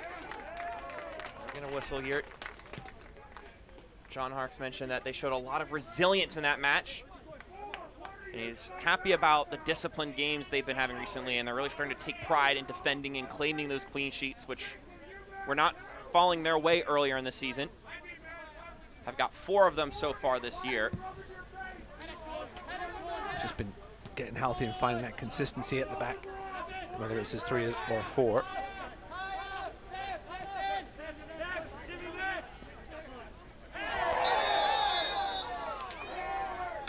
We're going to get another booking. Ilya Illich with his first yellow card of the season. He's getting a little chippy. Obviously, it's hard to stop and then start again and lose that flow. Obviously, it was at halftime, so that helped. But it was just clumsy from Illich there. Substitution for Greenville. We will get a sub, and Ross, you posited the idea of maybe him coming in for a winger, and that is what he's going to do. Noah Frankie in for Alan Gabolanez. Got his 4th assist of the season with that wonderful cross earlier in the game. So the referee has issued a caution to one Knoxville, number 10. There's Noah Frankie. Certainly more of a right-sided player. We'll see, it looks like that's maybe where he may go. And there is your adjustment of the match, brought to you by Upstate Spine and Sport. And the substitution brought to you by Spanx. Let's see Coutinho come wide, perhaps. Boyce can play in the middle. We saw him particularly effective there earlier this season as Coutinho holding his arm. This game has just been very stop-start here in the last 10 minutes. It's been stop-start the entire evening. In a different regard, yes. In many different layers. Referee coming to mark. It's a pretty sharp circle he just made. Yeah, he just whipped that one out. Normally it's just put the little dot down. It was a very effective circle. Right here. Make no mistake. It's Boyce and Polak. Tyler Polak on the delivery of that fantastic goal to start off that game against Chattanooga. Boyce swings it in. Ooh. And getting there first is Swinkles. Gotten just ahead of Evan Lee. Swinkles had to come for it. Made a good claim.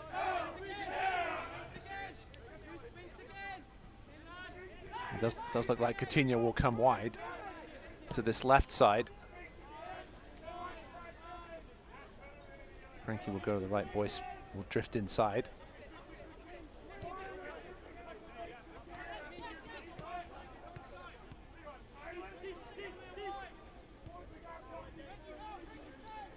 Knoxville poking and prodding, trying to find something. Boyce able to keep that one in play. They may have gone forward at the back, Mark. We'll see. Maybe with the 1-0 lead, you can do that, perhaps. Give yourself a little bit more defensive presence out there.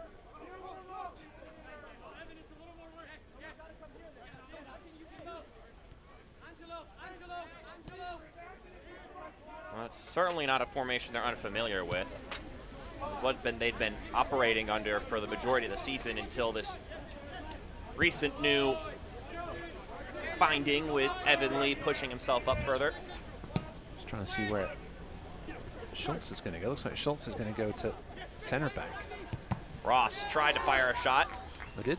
Oh, the other guy. The other Ross.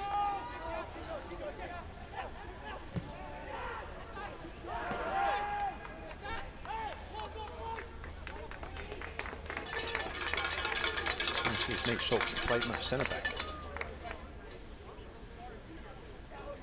Let's look at Mark McKeever. Currently 5-5-7 in League One with one Knoxville. So a nice clean 500 at this point in time. Trying to establish this Knoxville team in a always competitive USL League One.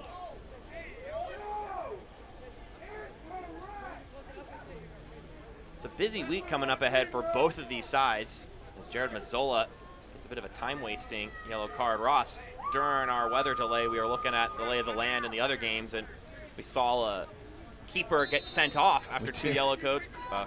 Carlos Aviles, the first of the two, being a time-wasting call. The referee has issued a caution to Greenville's number 99. That's Jared Mazzola's first yellow card. In the 68th minute. Looks like Noah Frankie. I'm trying to figure out. Oh, it looks like Tyler Polak may have gone to left center back. We've seen him play there before, and Frankie now at left back. It seems. See, Tyler Polak had to fill in earlier this season at that left center back spot and did a fine job. So they're avoiding pushing Evan Lee back, and he stays in his spot. I don't think you can really mess around with that at the moment. Just gives you that extra bit of help back there.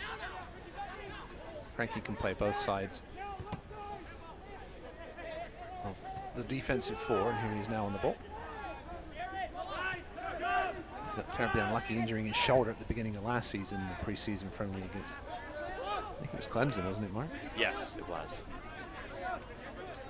Can't watch the match? Turn on Sirius XM FC 157, North America's only 24/7 source for engaging soccer talk, including USL All Access Tuesday nights at 7 Eastern.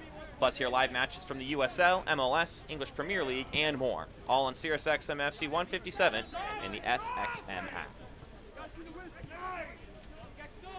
Knoxville with the edge in here in the second half. 4 shots to 2, and 1 shot on target for each team.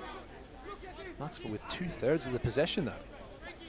Certainly been a lot more effective since the break in that regard. And he had 51.5% in that first half. Long ball forward, slips through at the top. It's knocked away by, looks to be Brandon Fricke, who is indignant that the offside flag did not go up.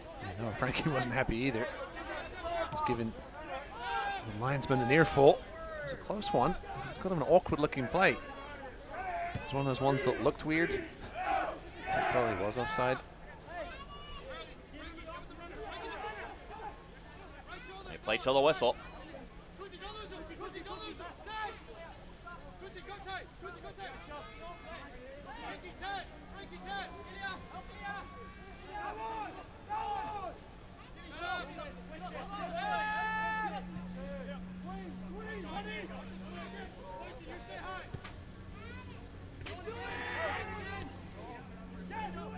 Trying the leading ball forward. Mazzola will slide over to it first.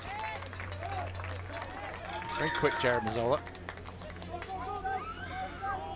That's not the best of throws, though. Given right back to the aggressors. Illich taps it back. See, Coutinho and Frankie having a bit of trouble deciding who's going to cover who. This is obviously a bit, probably a new formation, or a new setup at the back, I should say, with the personnel back there.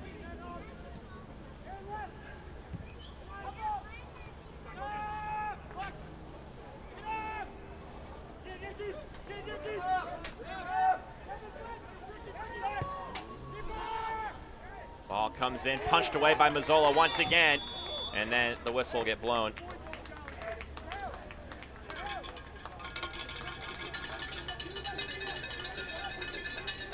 I believe we got a pair of substitutions on the docket for Greenville. Big substitution for Greenville. And they'll be here now. Jacob Labovitz, like-for-like substitution for Leo Castro. The substitution brought to you by Spinks. And then a not-so-like-for-like substitution because Venton Evans is going to come into the game. And Evan Lee is going to take his place. So I think we're going to get some more tinkering here, Ross. Well, he was pointing at Lucas Coutinho and telling him to go back inside. I would assume Pallado or Walker will drop a little deeper into the 6 role. And Evans will come out here to the left. Give some pace here, some fresh legs on, try and stretch this Knoxville team. Getting a little uncomfortable here for the final 18+ minutes. So Evan Lee makes way. It's Evan for Evans. I like it.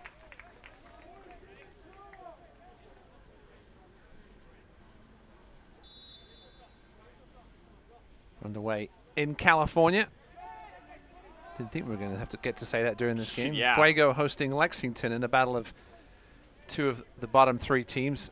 Both of those 2 teams really could do with a win in that one. A draw will do neither of them any good. We're getting to that point in the season, Ross, where it's no longer, we still got a lot of season to go. They could still figure it out. We're at the halfway mark. You don't have as many games to play as you have played at this point in time. It's just a countdown from here.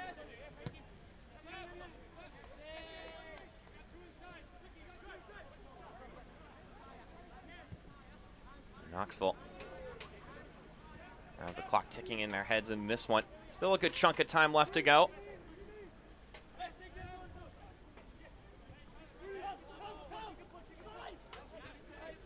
It's been a pretty solid defensive effort, as it has been of late for Greenville. Been very good, as you mentioned, Mark, earlier, with discipline side of things. Only been a couple of moments where they look worried. Obviously, what should have been that goal that that Jake Keegan stopped on the line was one of them. That's a good exchange. Boy, still fighting for it. And now we're going to get a whistle. Well, these are the ones I don't understand. The linesman was 6 yards away and didn't wave his flag, but the referee was 20 yards, well, not 20, 15 maybe, and did blow his whistle. The linesman is there to help. Looked like a foul from our vantage point. So yeah, good. Labovitz on started the last game.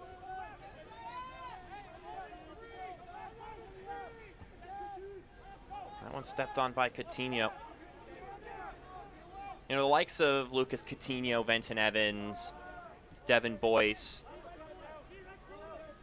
It got me thinking, Noah Frankie got me thinking about these players that go from one League One team to another. And I asked John Harkes, how frequently does he, when he's scouting out a team or he's watching a game happen, that he sees a player and goes, oh, I would like to get that guy if he becomes available next year. And he said, oh, it happens a ton. And honestly, if while you're scouting out teams to play them, you're not also scouting out the players and their strengths and weaknesses to see how they could potentially fit for your team, it's foolish to not do that. You might as well. Oh, one of these players on a one-year deal with a second-year team option. Sometimes a player option, if you can get that lucky. And you're always on the search for those guys that become available. Especially, you never know nowadays.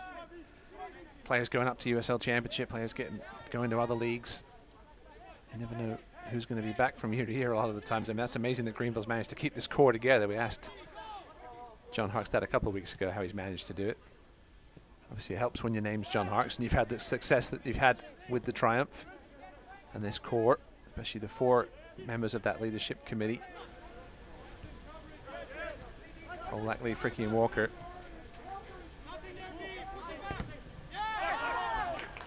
Evans able to not only deflect it, but then graze it out, so it could be a Greenville throw. One thing worth mentioning, though, when talking about this, Harkes mentioned, although there are some nice players across the league that we do like and have our eyes on, it's kind of hard to take a guy out of our team we have right now and replace him with any player. He's really happy with the group that they've got in Greenville. So there's been a lot of growing, good conversations between the guys the past few weeks and months. Boyce tries to thread that one forward for Evans.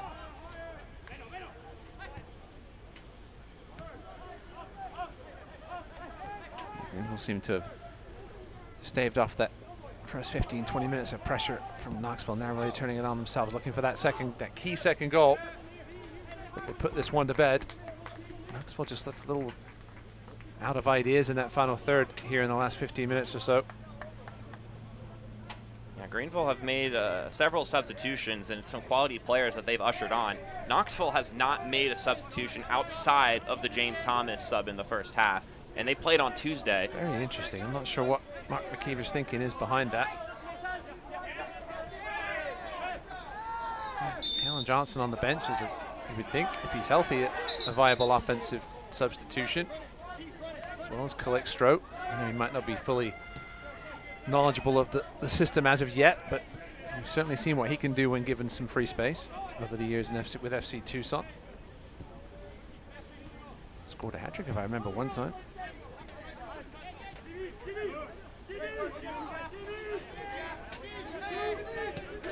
Well, he certainly had some flashes.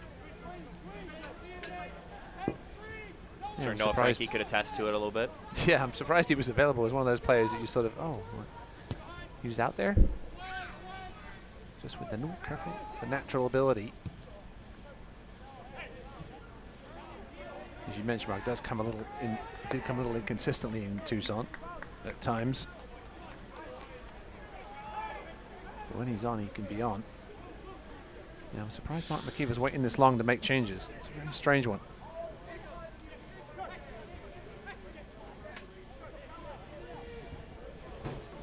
Now granted, they did get a very extended break at halftime, but they also played on Tuesday. You can counter that fact with. And they also play this Tuesday. They host Union Omaha. I believe that's the makeup game from earlier in the season, which has only made this busy part of the year even more busy for one Knoxville. Greenville also have a 3-game week. They go to Charlotte on Wednesday to play the Jacks, who drew with Richmond on the road earlier today. Yeah, Knoxville plays Omaha twice in their next 4 matches. Twice in the space of 17, 18 days.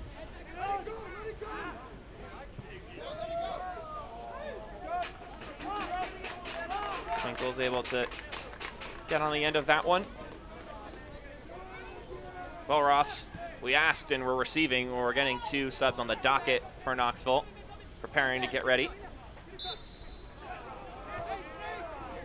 I'd just rather have seen them made a little earlier. He's a man that can make a difference, though. Frank Ross. Good work by Fricky, standing his ground. Greenville making a bit of a mess of this clearance. Finally get it away. Yes, and Vanderploum.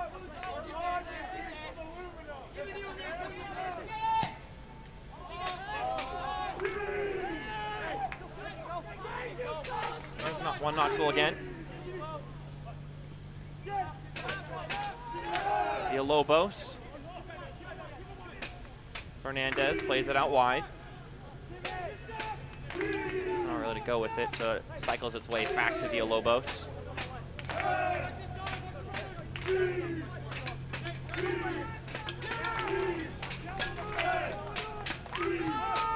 Skelton, right back to Swinkles. Very lightly taps it forward for Villalobos.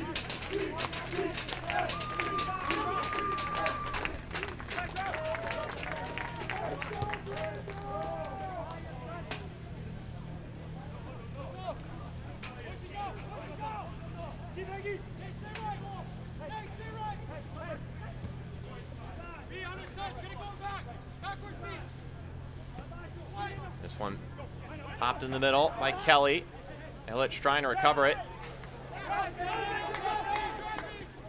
Evans can't get by his man, but it slid forward by Coutinho.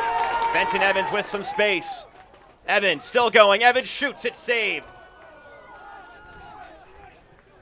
Great work by Coutinho. I thought Evans was going to go far post with it. Looked like he was trying to perhaps get Swinkles leaning that way and then try to beat him near post. Didn't happen though. Swinkles wasn't fooled and stood his ground well. Perhaps should have caught it. That's not a guy you want to see in a breakaway moment, Venton Evans. No. If you're Knoxville. Greenville keeping the ball in play here, so Knoxville haven't been able to make those substitutions. It's been a couple of minutes already. Now they may get a chance. Mark McKeever tells them to slow down so they can make these subs. It's going to be a hat trick of subs. So Callum Johnson, whom you mentioned, will come in for Ilya Illich. You've got Gio Calixtro, who will come in for Frank Ross. And then the last addition is Kyle McDowell, making his 7th appearance of the season. He'll come in for Derek Waldeck. Kyle McDowell, former teammates with Jacob Labovitz at Virginia Tech. Yeah, it's pretty much a straight swap at the left back spot. It's Calixtro. Surprised Frank Ross is coming out, but obviously perhaps some tired legs from midweek. Talking about Gio Calixtro, Mark McKeever said, we think he can help us moving forward and helps with, of course, the depth of the squad. Called him dynamic because he can play inside, outside, in the 9, in the 10. He'll add a little extra spice to the squad. It's good work for Christmas in July. Exactly.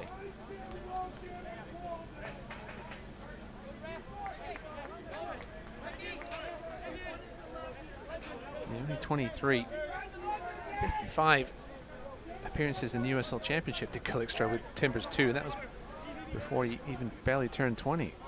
We'll have some changes for Greenville as well. So 2 substitutions brought to you by Spinks. We got Alex Cox-Ashwood coming in for Noah Pilato. And Daniel Wu will come in for Lucas Coutinho. Of course, that'll be some more switching around to be had. And two more former college teammates across the pitch from each other. Daniel Wu and Sean O'Hearn, both playing at Georgetown. That was a pretty ridiculous team at Georgetown. They had Paul Rothrock of Tacoma, Derek Donaldson, Charleston, Chris Hagart, former Charlotte man, Will Sands of the Crew, Revolution 2 as well. Pretty serious squad they had in Georgetown back then in 2019. Well, there's a reason that they were competing and winning titles at that point in time. Yes. The Hoyas. Interesting to see how Greenville changes things up here a little bit. Yellow card for Pilato on his way out. His second yellow card of the season. Noah Pilato in the 85th minute. So just fresh legs with Cox-Ashwood. Go out there chasing around.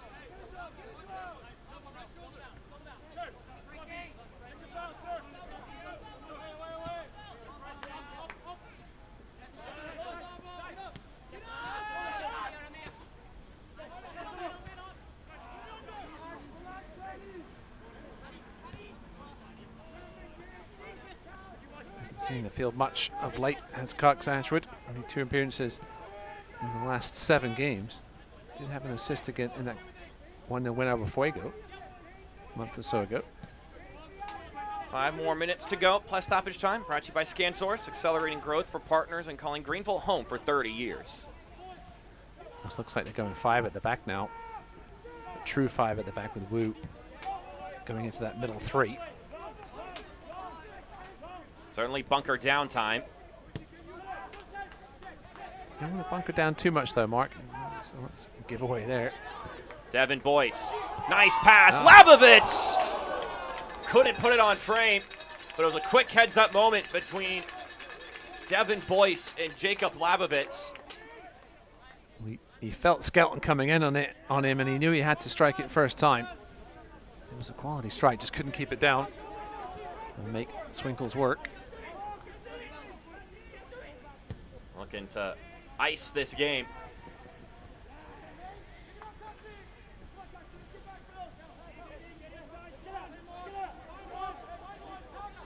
Pilato got the yellow for time wasting as he went off the pitch. Hemming and hawing.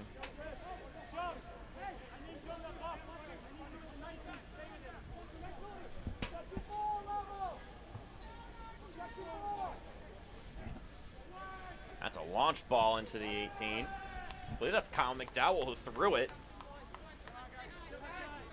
That makes 2 players on that Hokie team that just know how to chuck the ball when they're given the opportunity. Labovitz, another guy who can launch in a throw-in. More firepower coming in. Matthew Bowinkle come in for Angelo Kelly. Got to get this one in, Ross. Angelo Kelly started his semi-pro career with Thunder Bay Chill, which is just a fantastic club name. Number 8, Angelo Kelly.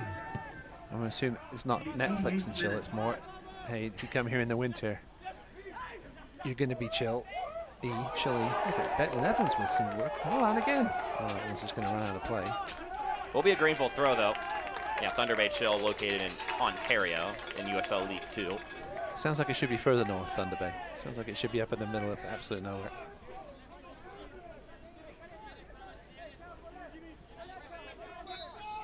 Get a quick wipe of the select ball.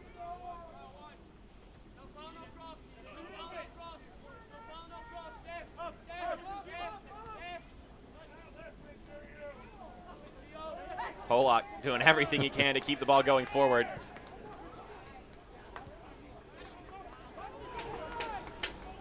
Schultz. He was looking for some width from Cox-Ashwood. He's a little narrow as you see him 2 talking to each other there. Should have a few minutes of time added on here. Mark's been a number of substitutions. Perhaps 3 minutes or so. The game scheduled to kick off at 7 p.m. We're now at over 10:30. For those of you still stuck around and tuned in on ESPN Plus, we appreciate you. Polak's down. after that challenge. You can hear the Greenville bench not happy about that challenge, and we have to stop play here.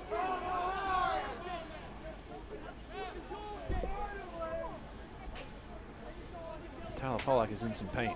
Not someone you normally see on the ground. The indomitable captain for this Greenville Triumph side. He has played and started every single match so far this season. Oof, that should have been a free kick. Pollack got there.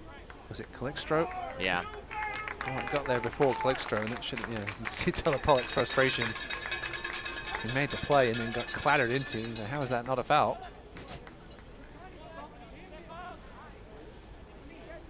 Good to see him back on his feet. Still expressing his frustration. He's got to go off though and come back on. His play was stopped before the injury.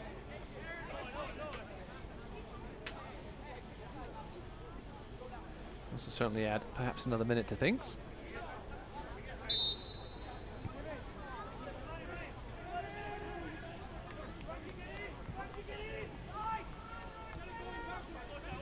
So we've hit the 90 minutes, and we're going to get 6 minutes of stoppage time brought to you by Engineered Sleep, the best handmade mattresses in town. Visit engineeredsleep.com for better sleep. Certainly a little more than the Greenville Triumph fans would like to see up on the board. No sleeping yet. I know this game has lasted later than everyone anticipated, but we're here. That's still a wealthy amount of time for some drama. This is Christmas in July. This game is like those kids that don't want to go to bed on Christmas Eve because they want to wait up for Santa Claus.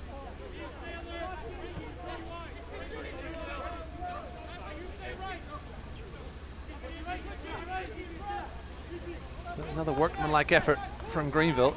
You mentioned his last game, Mark, sort of back to the old Greenville, right? Yeah, I was about to say. Just get the lead and then shut up shop. A classic Greenville 1-0 victory is what they're searching for here.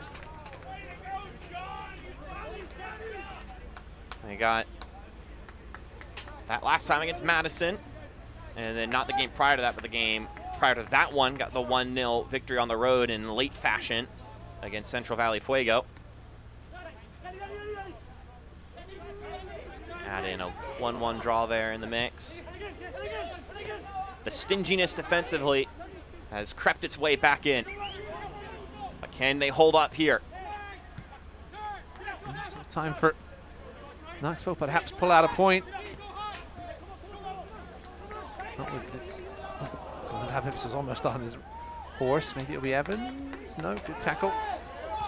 Villalobos sparking it for Knoxville. A couple players are down. They'll keep playing on. Floated ball across the middle is headed away. Cox Ashwood probably makes the right decision there and just hits the eject button. Yeah, for sure. Force Knoxville to restart. It'll be McDowell again. Greenville time to get back in position for this long throw. Zola, not the tallest keeper in the world. He's good coming for balls in the air, though, especially with the punches. We'll see if he comes for this one. It's not as good of a throw this time.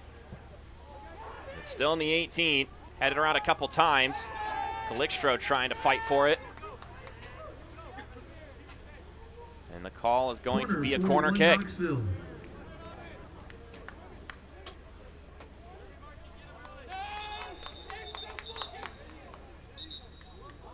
The third corner of the night for the visitors.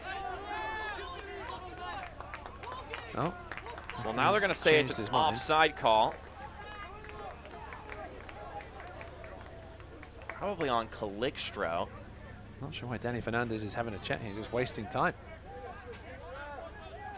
Greenville players won't mind. Okay, keep chatting, Danny. Correction. Offsides called against 1 Knoxville. Danny Fernandez, one of those few players that carries over from the League Two squad last season.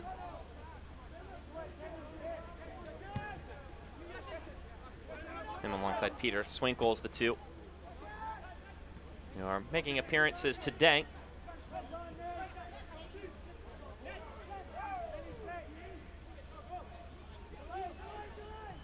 With 3 more minutes to go, Knoxville searching for an equalizer.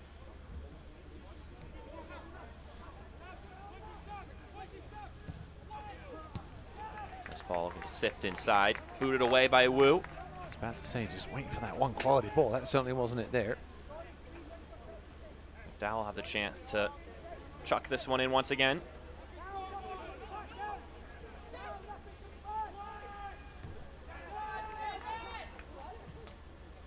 Boy, sailing after heading that one away.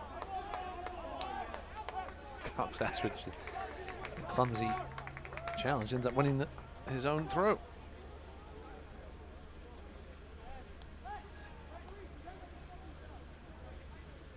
He's played around roughly 70 minutes this season, Kyle McDowell, coming into this game. Like you mentioned earlier, pretty like-for-like substitution for Derek Waldeck. Greenville can hold on here. They will move up to 5th. Tied with points, tied on points with the Richmond Kickers, who could only draw tonight. And only 3 points behind NCFC. They only won 1 of their last 5. Suddenly hit the skids a little bit. It's only Madison and Hailstorm that are really playing superb soccer in the top 4 that are threatening to separate themselves a little bit. But Greenville now with this run, 4 in a row now this would be.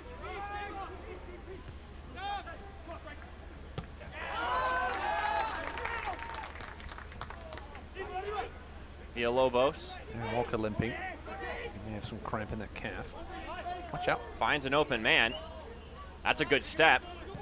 Ball floats in the middle, headed away by Polak. Had 2 strikers awaiting on the other side of the defender. It'll be another corner kick. Corner for 1 Knoxville. Just want to know what Frankie was doing there. Just trying to slow things down, I think. Last few moments of this game. Knoxville swings this one in. Frankie with a touch, and he knifes that one.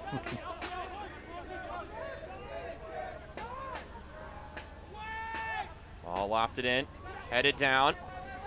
Villalobos takes the shot. Yeah, that kind of sums up Knoxville's night in the final third, and that will finish it. A classic 1-0 Greenville Triumph victory. 4 wins in a row for John Harkes' side, and 7 unbeaten in that stretch. And their spacious spell in the summer has come to an end. They are back full throttle in USL League One action as they claim all 3 points at home over Mark McKeever's side, leveling the series at 1 apiece between the two this year. Yeah, I think anybody that was concerned about the Triumph's playoff hopes earlier this season, they might be changing their mind at this point. Now the teams are paying attention as they continue to climb the table. With that in mind, we're going to step aside for a moment. When we come back, we'll give you our closing thoughts, the highlights, the stats, everything else. So we'll see you there. Don't turn off your stream just yet. We'll see you on the other end on ESPN+. We started thinking about new locations where we need to be. And Spartanburg just made sense because we already had all the connections from 25 years ago, and still currently. I mean, we do a lot of business out of Spartanburg. But we really, really like to pour into our loan officers and to our operations staff. But, I'd love for it to be, another one of our main branches. I'm just feeling a lot of pressure. There's big shoes to fill. It's your time now, Tommy. I know you'll keep it special like your dad did. If we can keep this business growing, I think that's the best way to honor him. Well, I was there for him, and I'll be there for you. About this new location? He would have loved it, Tommy. Let's find a way.